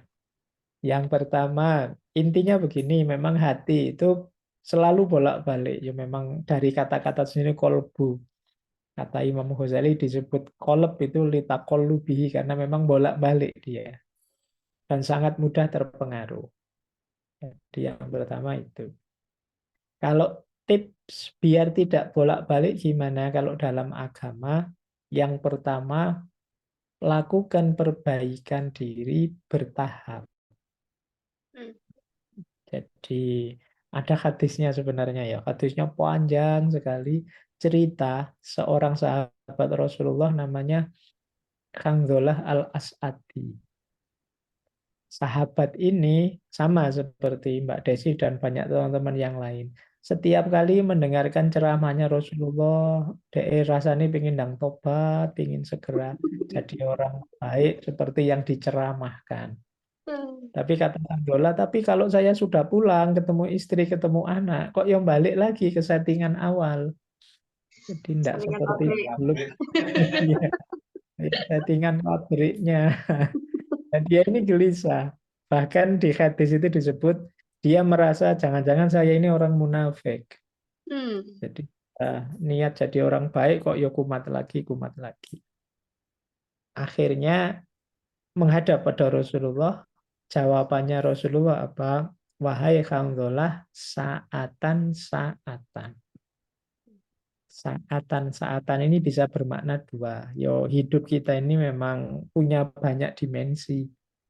Jadi kalau sudah pulang ke rumah guyon-guyon sama anak ya enggak apa-apa. Masuk kalau di depan anak-anak mau jadi orang kayak kiai terus kayak itu terus kayak enggak seru. Saya juga di depan anak istri kan juga enggak ngomong filsafatan terus ya santai saja ada waktu. Saatan-saatan yang pertama itu semua ada waktunya. Yang kedua saatan-saatan bisa bermakna bertahap. Jadi sedikit-sedikit. Ayo jangan revolusioner. Jiwa itu berat, hati itu berat. Kalau diajak revolusioner dari sangat mursal tiba-tiba sangat taat itu sulit. Pelan-pelan saja, setahap demi setahap. Diawali dari yang kecil-kecil, perbaikan kecil sampai nanti perbaikan yang lebih besar sampai yang paling besar. Jadi karena sulit kita merevolusi, bisanya evolusi kita ubah pelan-pelan. Nah, ini berhubungan dengan tips kedua. Yang kedua, kalau agama mengajarkan kita, kalau ingin perubahan yang lebih permanen, istiqomah. Hmm. Jadi istiqomah itu yang kecil-kecil tadi kita istiqomahi. Kita ulang-ulang terus. Gunanya istiqomah apa? Membentuk jiwa. Jadi jiwa kita itu bisa berubah dengan cara diulang-ulang berkali-kali, diajari. Jadi semakin lama maka dia akan mengikuti pengulangan-pengulangan itu. Itu kalau dalam agama namanya istiqomah. Sederhananya begini misalnya ya, Mbak Desi niat saya mulai semester ini ingin setiap malam Jumat sholat tahajud, selama ini tidak pernah sholat tahajud, terus niat ingin sholat tahajud. Itu awalnya mesti berat, kadang ya lepas, kadang ya luput. Tapi tidak usah putus asa, diulang lagi, diulang lagi. Terus dari berat, lama-lama jadi terbiasa. Bahkan nanti bisa sebaliknya, sampai di titik kalau tidak sholat tahajud tidak nyaman malahan. Jadi kalau lepas tahajud, wah saya kok tidak enak ya, tadi malam harusnya tahajud, rasanya tidak enak. Jadi jiwa kita sudah terbentuk dari istiqomah tadi. Dari semula diajak tahajud sangat berat, sekarang kebalikannya. Kalau ninggal tahajud rasanya berat.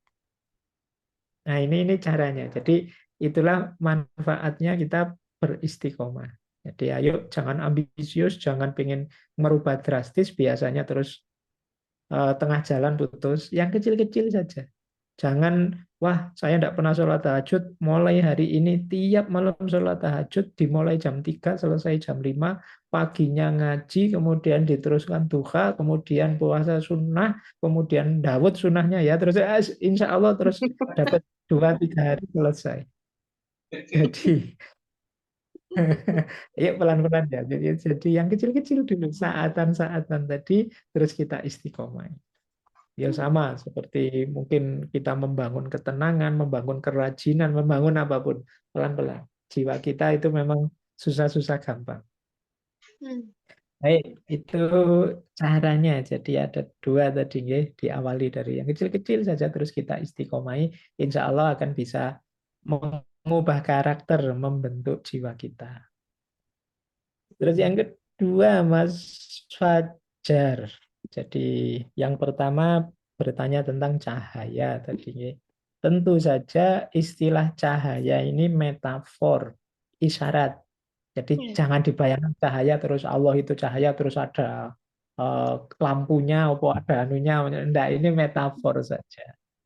Dan kalau dalam Islam itu ada banyak sih yang pakai metafor cahaya. Jadi tidak hanya Allah. Jadi sejauh yang saya tahu yang pernah jadi metafor cahaya selain Allah ya Rasulullah sering disebut cahaya. Al-Quran juga ada beberapa hadis apa-apa yang bahwa Al-Quran itu cahaya. Keimanan juga di beberapa kitab disebut dimetaforkan dengan cahaya. Orang beriman itu berarti orang yang sudah merengkuh cahaya. Kebenaran juga sering disebut dia dengan cahaya. Ilmu juga sering disebut dengan cahaya. Jadi ilmu nurun. Nah, ilmu itu cahaya. Nah, jadi dari aspek istilah metafor cahaya ini bisa untuk banyak hal yang dipakai kalau dalam sejarah Islam ya, macam-macam sesuai konteksnya. Yang jelas cahaya di sini diberi makna fungsinya.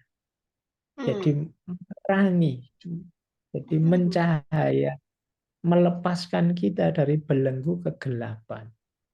Jadi maksudnya ke situ. Jadi cahaya di sini ada makna fungsionalnya.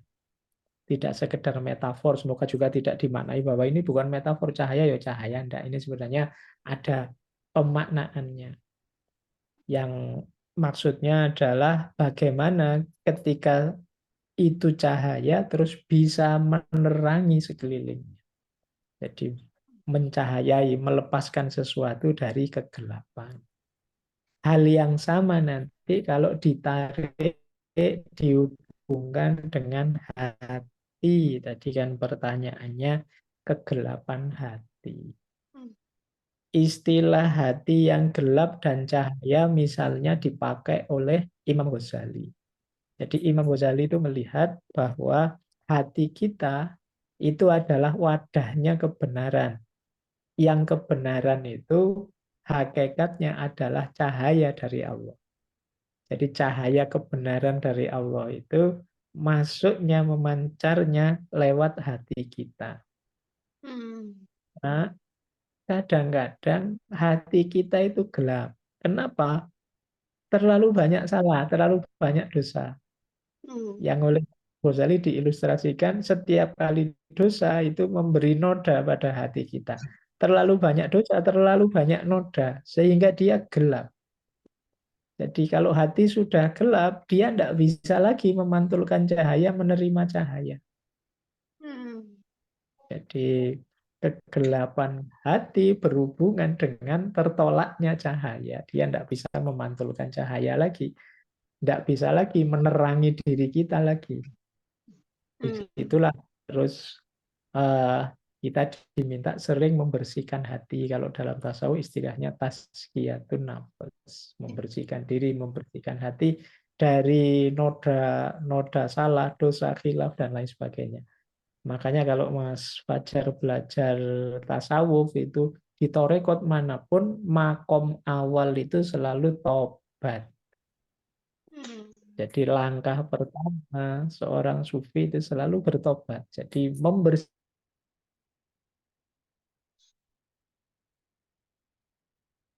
Baik.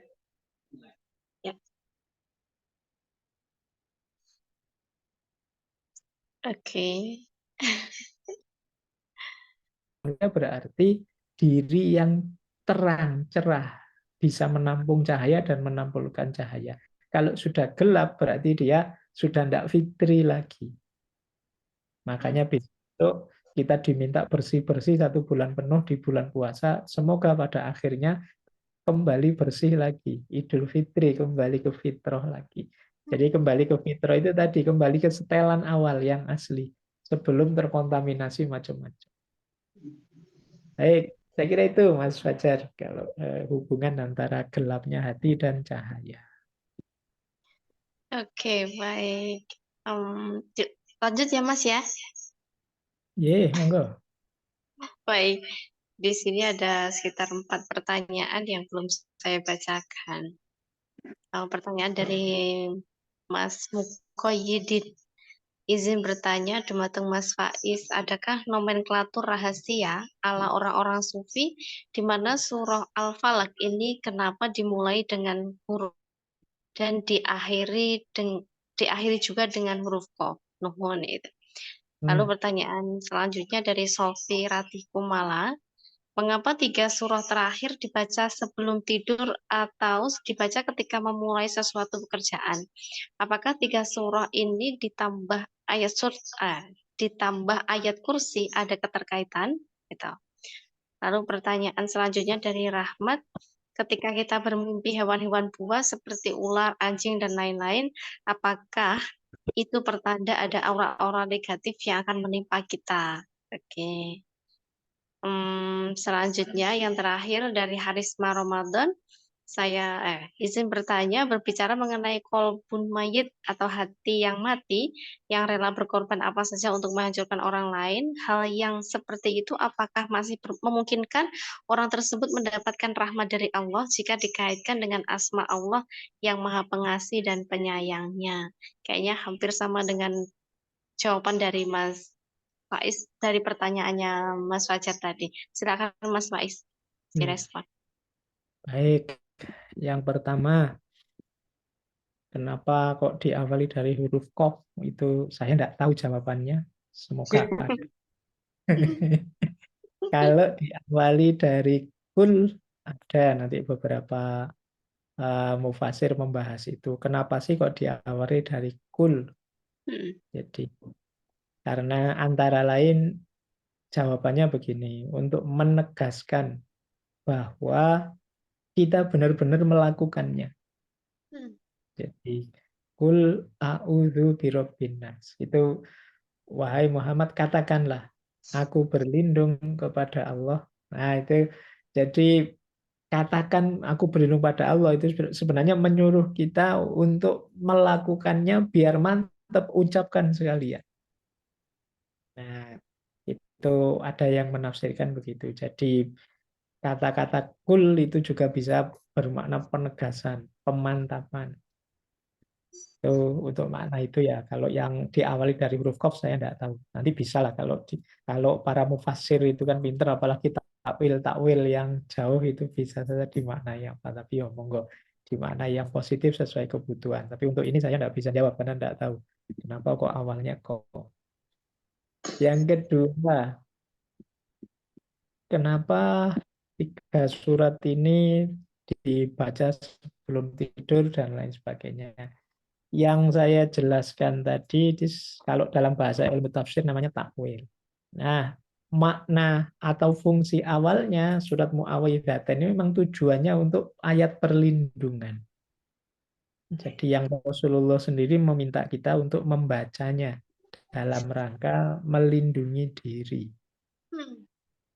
Rasulullah itu bahkan di akhir-akhir hidup beliau, sebelum meninggal itu beliau mengistiqomai membaca surat Al-Falaq dan An-Nas ini, ditiupkan di tangan beliau terus diusapkan ke seluruh tubuh setiap malam menjelang tidur. Ketika beliau sudah agak parah sakit, itu yang membacakan istri beliau, jadi Sayyidah Aisyah.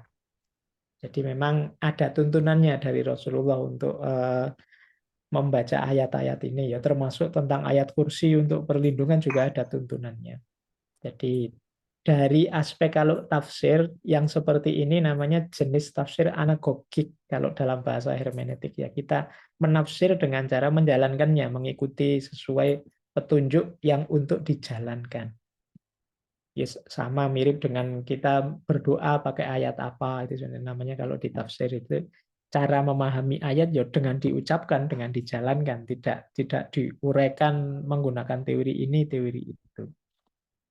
Jadi apakah 3 surat ini dibaca untuk perlindungan apa? Ya, ada petunjuknya, memang ada hadisnya yang mengajarkan kita begitu. Nah, meskipun surat ini, meskipun dasarnya kita pakai modal untuk melindungi diri, ternyata di baliknya juga ada makna-makna yang luas dan dalam. Seperti antara lain tadi yang sudah saya jelaskan. Kemudian pertanyaan ketiga tentang mimpi. Nah, mimpi ada hewan buas, anjing, dan lain-lain. Ini saja, saya kalau ini setuju dengan petunjuknya Rasulullah ya, kayak mimpi apa saja, yuk kita tafsiri positif saja. Kalau ada yang negatif, kita minta perlindungan pada Allah. Jadi kalau kok rasanya mimpinya jelek sekali ya, ya kita minta perlindungan pada Allah. Jadi bagaimanapun kadang-kadang pemaknaan kita terhadap mimpi itu kalau tidak hati-hati ya bukan urusan isinya mimpi apa, tapi kalau kita memaknai jelek itu mempengaruhi cara berpikir, mempengaruhi mood kita, mempengaruhi keseharian kita.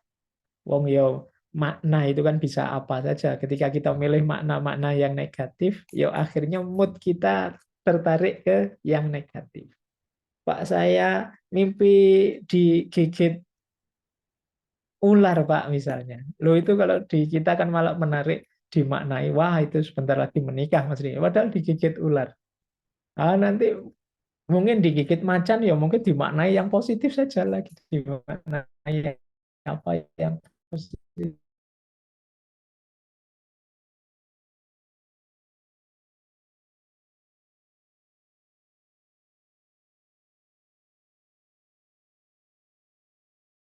Jadi, nah, karena pemaknaan kita sendiri. Manusia itu kan, apa kalau dalam bahasa filsafat ya, makhluk yang senantiasa memaknai. Apa saja kita maknai. Kita tidak pernah berhenti di fakta. Ya termasuk mimpi kita kan tidak pernah berhenti. Oh tadi saya mimpi ini. Kan terus kita tanya, maknanya mimpi apa ya? Yang itu bisa saja mimpi kita tanyakan ke orang A atau kita tanya ke orang B bisa beda.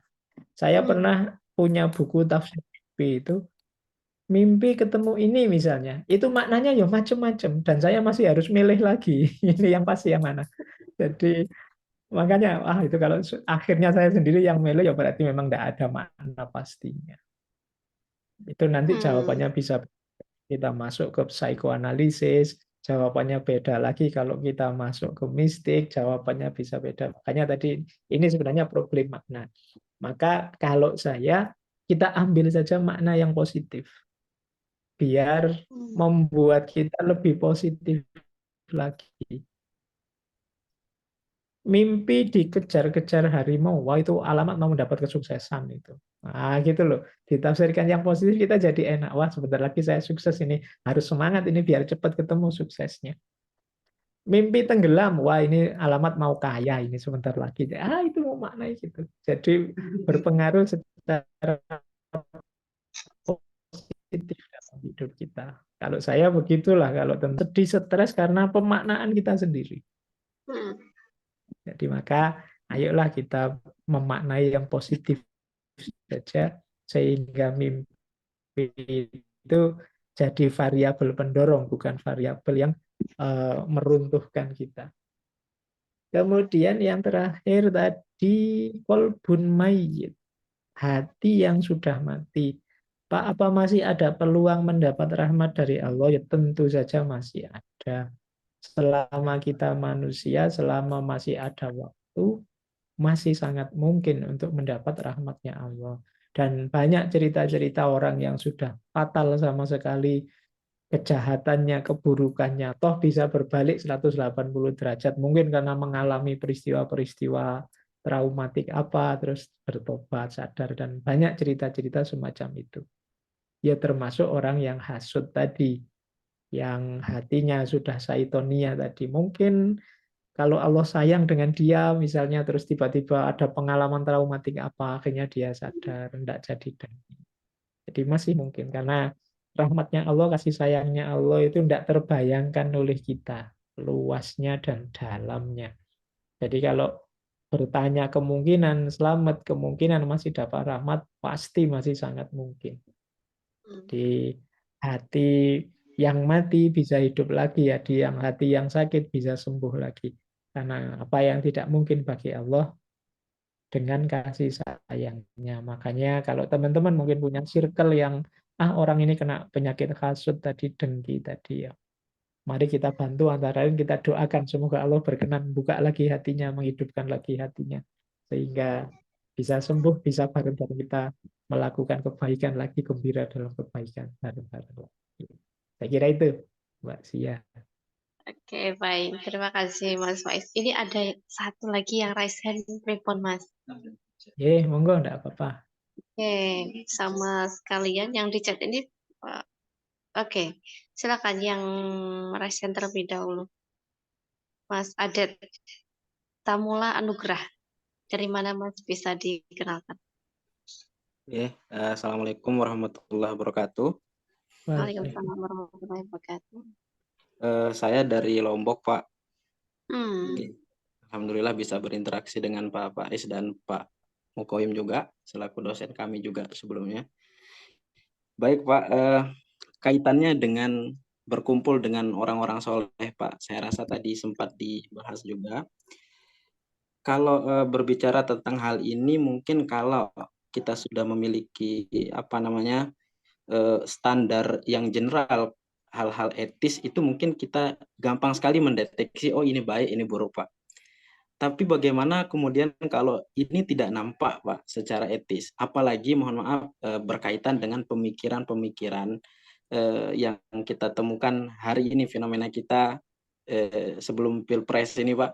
Ulama ini bilang begini, ulama itu bilang begitu, oh ini calon yang ini katanya wali, calon yang ini katanya Imam Mahdi dan lain sebagainya. Nah ini kan menimbulkan kebingungan di tengah-tengah masyarakat, Pak, maksud saya. Nah untuk kita mendeteksi kebenaran itu, supaya kita ini betul-betul berkumpul dengan orang soleh yang tadi itu, Pak. Karena masing-masing ini membawa identitas, maksud saya, Pak. Karena yang ini ulama, yang itu ulama, begitu. Mungkin itu saja, Pak, bisa diberi penjelasan. Terima kasih. Assalamualaikum warahmatullahi wabarakatuh. Waalaikumsalam warahmatullahi wabarakatuh. Terima kasih, Mas Adet Tamula. Mungkin definisi soleh perlu dipertegas itu, Mas. Oke, sekalian yang di room chat, Mas Faiz. Tadi ada yang sempat tanya tentang buku Mas Faiz juga sih. Untuk mendapatkan karya-karya Ustadz Faiz di mana ya? Apakah ada toko khusus? Nanti bisa langsung di ini aja, Mas. Lalu yang terakhir, ini kita anggap terakhir aja ya, yang dari Surmala Dewi.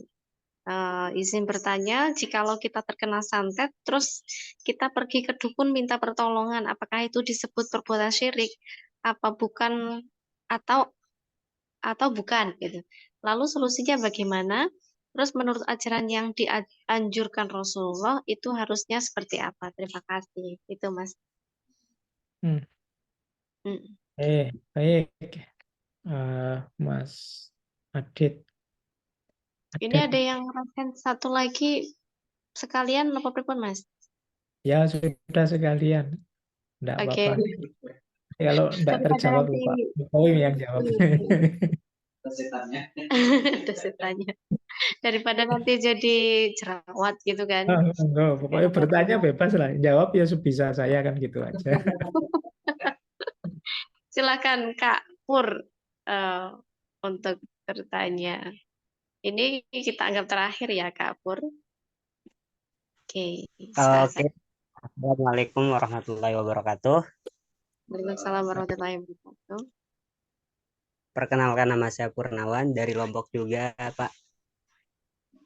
Eh, ingin bertanya tadi masalah cahaya ya, atau ilmu tuh, ilmu nurun yang dikatakan oleh Pak Faiz tadi, ilmu yang bagaimana Pak, supaya kita tidak mengkotomi ilmu itu sendiri, apakah itu ilmu agama, atau ilmu sains, atau filsafat, atau apa, ilmu yang dimasuk dalam arti cahaya itu begitu, supaya tidak apa namanya, tidak membias gitu kan, ilmu agama aja gitu. Karena apakah ilmu-ilmu yang lain tidak punya cahaya gitu, seperti teknik kayak gitu Pak, itu aja sih. Waalaikumsalam warahmatullahi wabarakatuh. Terima kasih. Terima kasih Kak Pur. Ini kalau sampai malam berarti menandakan fansnya Mas Faiz memang udah banyak banget. Jadi ketika ada kesempatan bertemu dengan Mas Faiz, ya pasti pengen bertanya terus gitu. Baik, silakan Mas Faiz menanggapi pertanyaan tersebut. Oke, baik. Saya jawab yang pertama tadi ya Mas Adit tentang orang soleh. Kalau kita ingin memperoleh vibrasi positif dari orang-orang soleh, tentu saja yang pertama syaratnya kita percaya dan mantap dengan kesolehannya. Kalau kita sendiri ragu-ragu, kita sendiri setengah hati, ya sulit kita dapat vibrasinya, dapat efeknya, dapat manfaatnya dari orang ini. Jadi ya nanti ada sih standar objektif cirinya orang soleh, bla bla bla bla, dan itu banyak.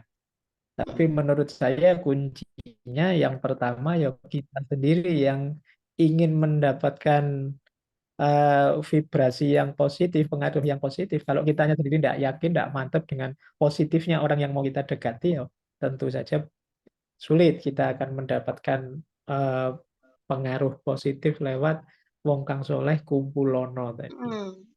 Jadi ada standar objektif, ada standar subjektif. Subjektifnya ya Mas Adit yakin. Nah, karena kadang-kadang ulama sih bagi ormas ini, tapi bagi ormas itu tidak misalnya ya. Itu kan bisa jadi begitu ya. Tentu saja yang kita tidak yakin ya sulit kita bisa intifa, kita bisa dapat manfaat dari beliau ini.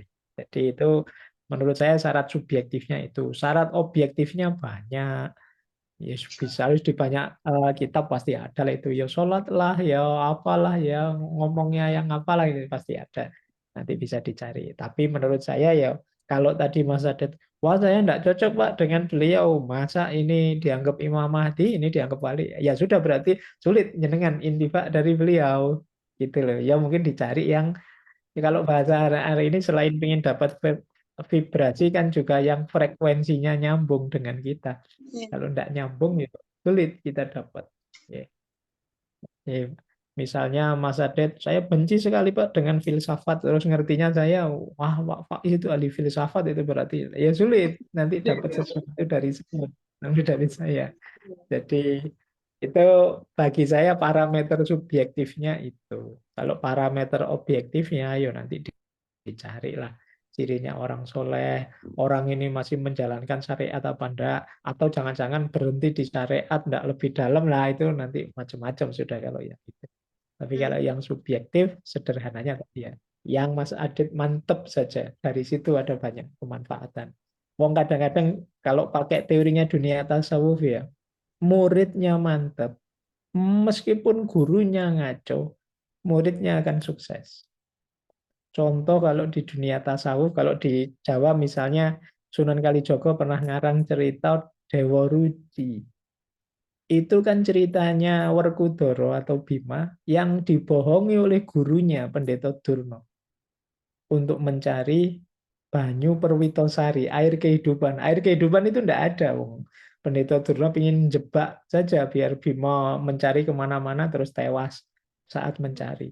Tapi karena Werkudara atau Bima ini sangat mantap, sangat yakin dengan gurunya, malah dari situ dia dapat kemuliaan luar biasa karena ketemu Dewa Ruci tadi.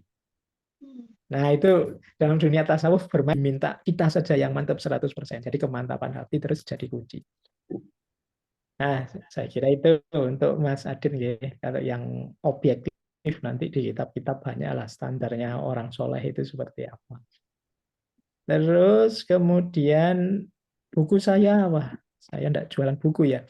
Kalau yang buku-buku yang di Jogja, yang teman-teman Masjid MJS itu ya mungkin bolehlah dicari di Masjid Sudirman atau bisa dibeli online.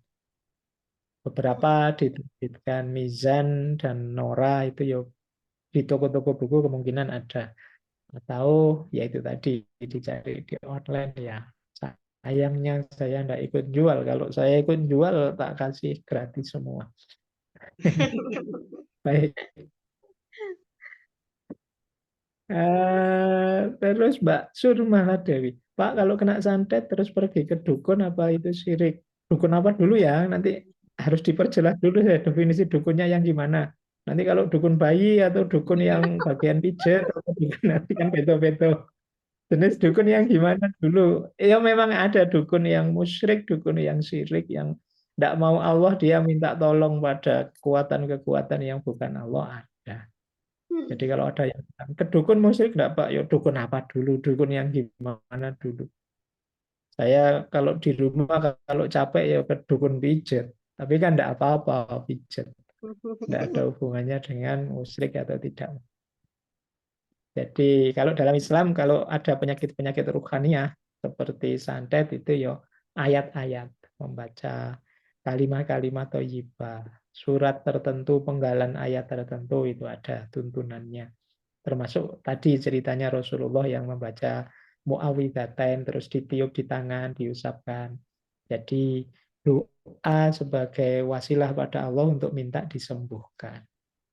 Kalau yang kita sebut dukun itu melakukan itu, ya dia memang berdoa kepada Allah, mendoakan kita melakukan aktivitas-aktivitas yang ya bukan aktivitas musyrik, ya memang mendoakan sebagaimana dicontohkan Rasulullah, mungkin membacakan doa tertentu Fatihah pada air. Itu ada cerita juga sama Rasulullah yang sahabat yang air dibacakan Fatihah untuk menyembuhkan di antara sahabat, dan Rasulullah juga setuju dengan itu. Yang kayak gini menurut saya tidak termasuk musyrik.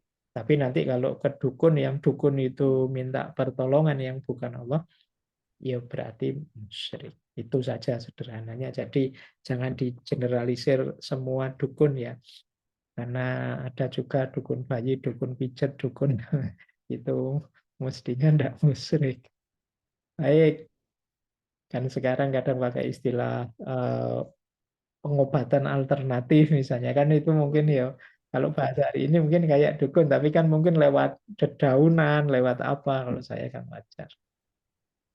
Baik, itu untuk Mbak Surge. Tapi yang tentang ini mungkin bisa ditanya ke yang lebih ahli tentang pengobatan-pengobatan alternatif spiritual ini. Kemudian satu lagi terakhir tadi Mas Purnawan tentang ilmu yang cahaya Pak, ini ilmu agama saja apa semua ilmu? Semua ilmu Mas. Jadi semua ilmu itu hakikatnya cahaya, anugerah dari Allah. Tidak ada orang yang bisa memastikan dirinya dapat ilmu. Orang bisa memaksa dirinya belajar, tapi memaksa dirinya paham tidak bisa. Memaksa dirinya pinter tidak bisa. Jadi kalau kita baca buku kok terus paham dan ngerti, kepahaman dan pengertian itu anugerahnya Allah. Itulah yang disebut cahaya. Orang lain mungkin baca buku yang sama tapi dia tidak paham, tidak ngerti. Kadang-kadang kita sudah banyak baca buku, tidak paham-paham. Mendengarkan siapa ngomong, tiba-tiba sadar, oh iya maksudnya itu. Saat itu cahayanya Allah masuk. Jadi belajar itu kewajiban kita, bagian dari ikhtiar kita. Tapi paham dan pinter itu wilayahnya Allah, kuasanya Allah. Maka pengetahuan apapun yang kita dapat, apakah itu fikih atau matematika atau kimia atau fisika, yang kita tangkap itu hakikatnya anugerahnya Allah. Jadi hakikatnya cahaya dari Allah. Jadi semuanya tidak hanya ilmu agama, tapi ilmu-ilmu yang kita sebut umum, yo hakikatnya yo ilmu. Kalau itu ilmu, cahaya dari Allah. Kita mengupayakannya, Allah yang memberikannya. Baik, saya kira itu Mbak Sia. Baik, terima kasih Mas Faiz. Wah, ini sebenarnya saya ada tumpukan 5 pertanyaan, Mas. Penasaran dengan beberapa pernyataannya Mas Faiz tadi, tapi kayaknya nggak mungkin karena sekarang udah jam 9 lebih. Semoga di next kesempatan, di kesempatan yang lain nanti bisa berdiskusi sama Mas Faiz lagi. Baik, sebelum saya persilakan Mas Faiz untuk closing statement, sebelum saya persilakan, mungkin saya persilakan terlebih dahulu Pak Mukawim untuk menyampaikan beberapa hal, memperkuat atau apalah istilahnya itu ya terkait dengan memaknai surah Al-Falaq ini. Monggo Pak Mukawim. Baik, terima kasih Siap, Mas Faiz yang luar biasa menginspirasi kita semuanya pada malam hari ini membaca, memaknai surat pendek, surat yang kita bagi orang Islam itu hafal ya, di luar kepala ya, ngelotok ya, saya pernah ngeletek orangnya. Kadang udah hafal di luar kepala tapi terlewatkan maknanya. Kita kadang tidak memahami atau merasakan, apalagi menghayati nilai-nilainya. Tadi yang disampaikan tadi, menurut saya itu sudah masuk ke di antara ya pemaknaan, karena mengambil dari Ibnu Sina dan juga diperkaya dengan Mas Faiz sendiri, itu luar biasa. Meskipun kita semua sebagai pembaca itu bisa juga mengambil makna dari setiap ayat yang ada di dalam Al-Quran, selama tujuannya adalah positif, dalam bahasa yang solihun likulli zaman wa makan. Ya, teman-teman semuanya, saya kira tadi mungkin saya hanya menegaskan atau menggarisbawahi beberapa poin yang tadi disampaikan oleh Mas Faiz ya. Karena di Rumah Kearifan itu juga ini makanya disebut ngaji kita edisi spesial. Jadi ngaji kita itu singkatan dari Ngasah Jiwa Kearifan Semesta. Ini edisi spesial setiap akhir bulan. Dan kita mengundang beberapa orang yang memang sangat pakar untuk bisa menggali lebih detail ya. Bulan kemarin itu Prof. Abdul Mustaqim, jadi teman-teman nanti bisa lihat di YouTube Rumah Kearifan tentang apa yang disampaikan oleh Pak Mustaqim. Nah, bulan ini itu Mas Faiz, kalau yang kemarin tentang memaknai surat An-Nas, ya surat-surat yang pendek yang kita hafal tapi terlewatkan gitu. Termasuk juga surat Al-Falaq, meskipun awalnya Mas Faiz ingatnya surat Al-Alaq ya. Jadi berkah salah jadwal ya. Kita atau pindah jadwal, akhirnya malah Al-Falaq ternyata. Ya, jadi tahu ya pandangan Ibnu Sina. Ya, saya kira ini memberikan kita sebuah kesadaran tentang siapa diri kita, tentang kita sebagai manusia yang terbatas, sehingga kita harus minta perlindungan kepada Allah itu sendiri. Jadi sehebat apapun manusia itu relatif, terbatas, dia tidak bisa memastikan sebenarnya apa yang terjadi, bahkan apalagi mengubah di luar dirinya ya, di luar diri kita sebagai manusia ya. kadang ya meskipun kita bisa mengendalikan diri sendiri, itu pun juga naik turun ya. Apalagi hati tadi kan bolak-balik itu. Jadi kalau tadi sedikit demi sedikit, kemudian secara konsisten, istiqomah itu untuk latihan ke sana itu kan juga perlu perjuangan yang luar biasa. Nah, ini sebenarnya mengingatkan kita tentang kalau bahasa orang pendidikan, kesadaran tentang diri kita sebagai manusia dan posisi kita, relasi kita dengan Tuhan, dengan Allah itu menjadikan kita perlu untuk selalu ya melakukan introspeksi, untuk selalu melakukan refleksi diri. Posisi kita sekarang di mana? Kita berada dalam situasi seperti apa? Kita berhadapan dengan tantangan dan permasalahan seperti apa? Nah, mendidik hati, mendidik untuk terus belajar agar tadi ya bahasa tadi artinya kita bisa tahu dan kita bisa berilmu. Tadi pertanyaan atau komentar terakhir tentang ilmu itu cahaya itu ya agar kita tidak gelap ketika melangkah. Ya. Jadi kalau dalam konteks epistemologi itu di antara fungsi ilmu itu kan bisa menjelaskan, bisa menjawab persoalan, dan bisa memprediksi yang akan datang. Jadi maksud boleh jadi ya makna dari cahaya itu ketika kita menghadapi situasi atau persoalan yang memang belum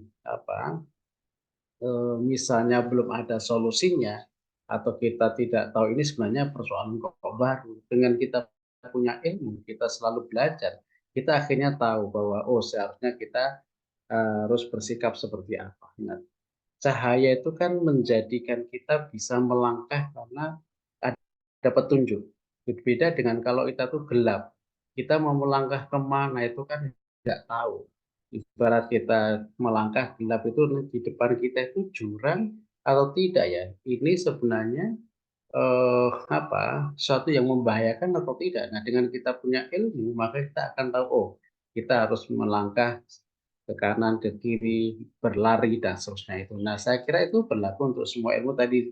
Saya setuju disampaikan Mas Faiz tadi ya. Jadi ilmu apa saja tadi, termasuk teknik, psikologi, kedokteran itu ya sebenarnya cahaya karena kita ketika mengobati seseorang nggak tahu ilmunya, kita kan ngeblank ya, gelap ya. Tapi kalau kita tahu bagaimana cara membedah, bagaimana cara kita mengobati ya, itu jelas akan lebih mudah dilakukan. Nah, itu bentuk atau memaknai ilmu sebagai sebuah cahaya juga seperti itu. Tentu bisa kita analogkan ke yang lain. Nah, ini menjadi catatan bagi kita ya, Mas Faid, kalau di UIN itu ada paradigma integrasi. Sebenarnya yang disampaikan Mas Faid tadi sebenarnya pemaknaan atau menurunkan level integrasi itu. Jadi untuk mencari ayat-ayat yang berbau misalnya ada ini tentang komunikasi, tentang pendidikan, tentang apa itu sebenarnya dari ayat ini aja sudah menginspirasi banyak hal ya. Jadi tidak mungkin kita menemukan ilmu-ilmu yang secara khusus di Al-Quran itu nama seperti disiplin ilmu nggak mungkin, tetapi inspirasi atau nilainya itu yang sebenarnya bisa kita kembangkan, bisa kita turunkan. Nah, saya kira itu beberapa poin, tentu masih banyak lagi teman-teman bisa mengambil makna inspirasi dari Mas Faiz yang luar biasa. Terima kasih Mas Faiz yang sudah banyak sekali hal-hal baru di luar yang kemarin mungkin kita pikirkan selama ini. Semoga lain waktu bisa lagi ya ngerayu ini ya. Oke, terima kasih teman-teman sudah berpartisipasi pada kegiatan sampai hampir 2 jam itu ya di layar ini. Terima kasih. Mohon maaf atas segala kekurangan. Sampai ketemu di lain kesempatan. Insya Allah bulan depan itu Pak Sahiron ya. Sahiron atau seharusnya ini tapi geseran dengan Mas Faiz ya. Kalau Pak Faiz bisa, mudah-mudahan bulan depan bisa Pak Sahiron. Terima kasih. Saya kembalikan Mbak. Ya, Assalamualaikum warahmatullahi wabarakatuh. Waalaikumsalam warahmatullahi wabarakatuh. Baik, terima kasih Pak Mukawim. Satu kalimat yang saya highlight dari apa yang disampaikan Pak Mukawim adalah kapan-kapan lagi ya. Kayaknya udah merasakan enaknya ngobrol sama Mas Faiz gitu. Makanya saya pertebal banget itu kata-kata itu. Oke, baik. Sebelum saya closing, saya persilakan Mas Faiz untuk closing statement terlebih dahulu. Baik, saya tidak tahu ini closingnya seperti apa. Yang penting terima kasih saja semua buat teman-teman. Saya ingin nutup gini, sejak dulu kalau saya berhadapan dengan surat Al-Falaq maupun surat An-Nas maupun surat Al-Ikhlas yang awalnya ada kata-kata kulnya itu, saya menangkap kesan betapa cintanya Allah pada kita. Hmm. Padahal ini surat yang isinya untuk kepentingan kita, yang Allah memberikan perlindungan, tapi justru yang melindungi, yang menyuruh kita, yuk kamu bilang, yuk kamu minta perlindungan padaku, yuk. Itu bagi saya salah satu isyarat betapa Allah sangat mencintai kita. Hanya saja kitanya yang sering jual mahal pada Allah. Sudah dicintai sedemikian rupa kita, malah yang jual mahal, malah Allah yang berteriak-teriak manggil kita, kul huwallahu ahad, kul a'udzu birabbin nas, kul a'udzu birabbil falaq, dan lain sebagainya. Jadi itu pesan pribadi saya sebenarnya ketika berhadapan dengan surat-surat ini. Sisanya ya makna yang saya sampaikan tadi, monggo digali teman-teman, diresepsi sesuai kebutuhan dan sesuai kepentingan masing-masing. Saya kira itu dari saya untuk malam hari ini. Kurang lebihnya mohon dimaklumi dan dimaafkan. Saya akhiri sekian. Wassalamualaikum warahmatullahi wabarakatuh. Waalaikumsalam warahmatullahi wabarakatuh. Baik, terima kasih Mas Faiz. Closing statement yang sangat menyentuh sekali. Saya juga baru sadar ketika Mas Faiz menyampaikan ketiga kul ya, kul surah kul ini ternyata ekspresi Tuhan yang sebenarnya sangat mencintai para hambanya, untuk bagaimana sangat menyentuh sekali rasanya, Mas. Baik, kalimat penutup dari saya, silakan teman-teman memaknai, karena berbicara tentang memaknai, semua orang bebas untuk memaknainya. Akan tetapi dari diskusi kita pada malam hari ini, saya yakin teman-teman mempunyai kekayaan tambahan untuk bagaimana bisa memahami surah Al-Falaq ini lebih dalam lagi dari apa yang sudah banyak sekali disampaikan sama Mas Faiz tadi. Karena dengan inilah, dengan memaknai dan memahami isi dari Quran surah Al-Falaq ini, cara teman-teman untuk bisa melakukan membaca itu dengan cara yang mindfulness banget, itu tuh dengan cara memaknai seperti ini. Baik, dari saya cukup sekian. Apabila ada kekurangan, saya mohon maaf yang sebanyak-banyaknya. Sekian, wassalamualaikum warahmatullahi wabarakatuh. Terima kasih banyak, Mas Terima Faiz. kasih Sehat Mas selalu. Faiz. Ya. Sehat selalu, Mas Faiz.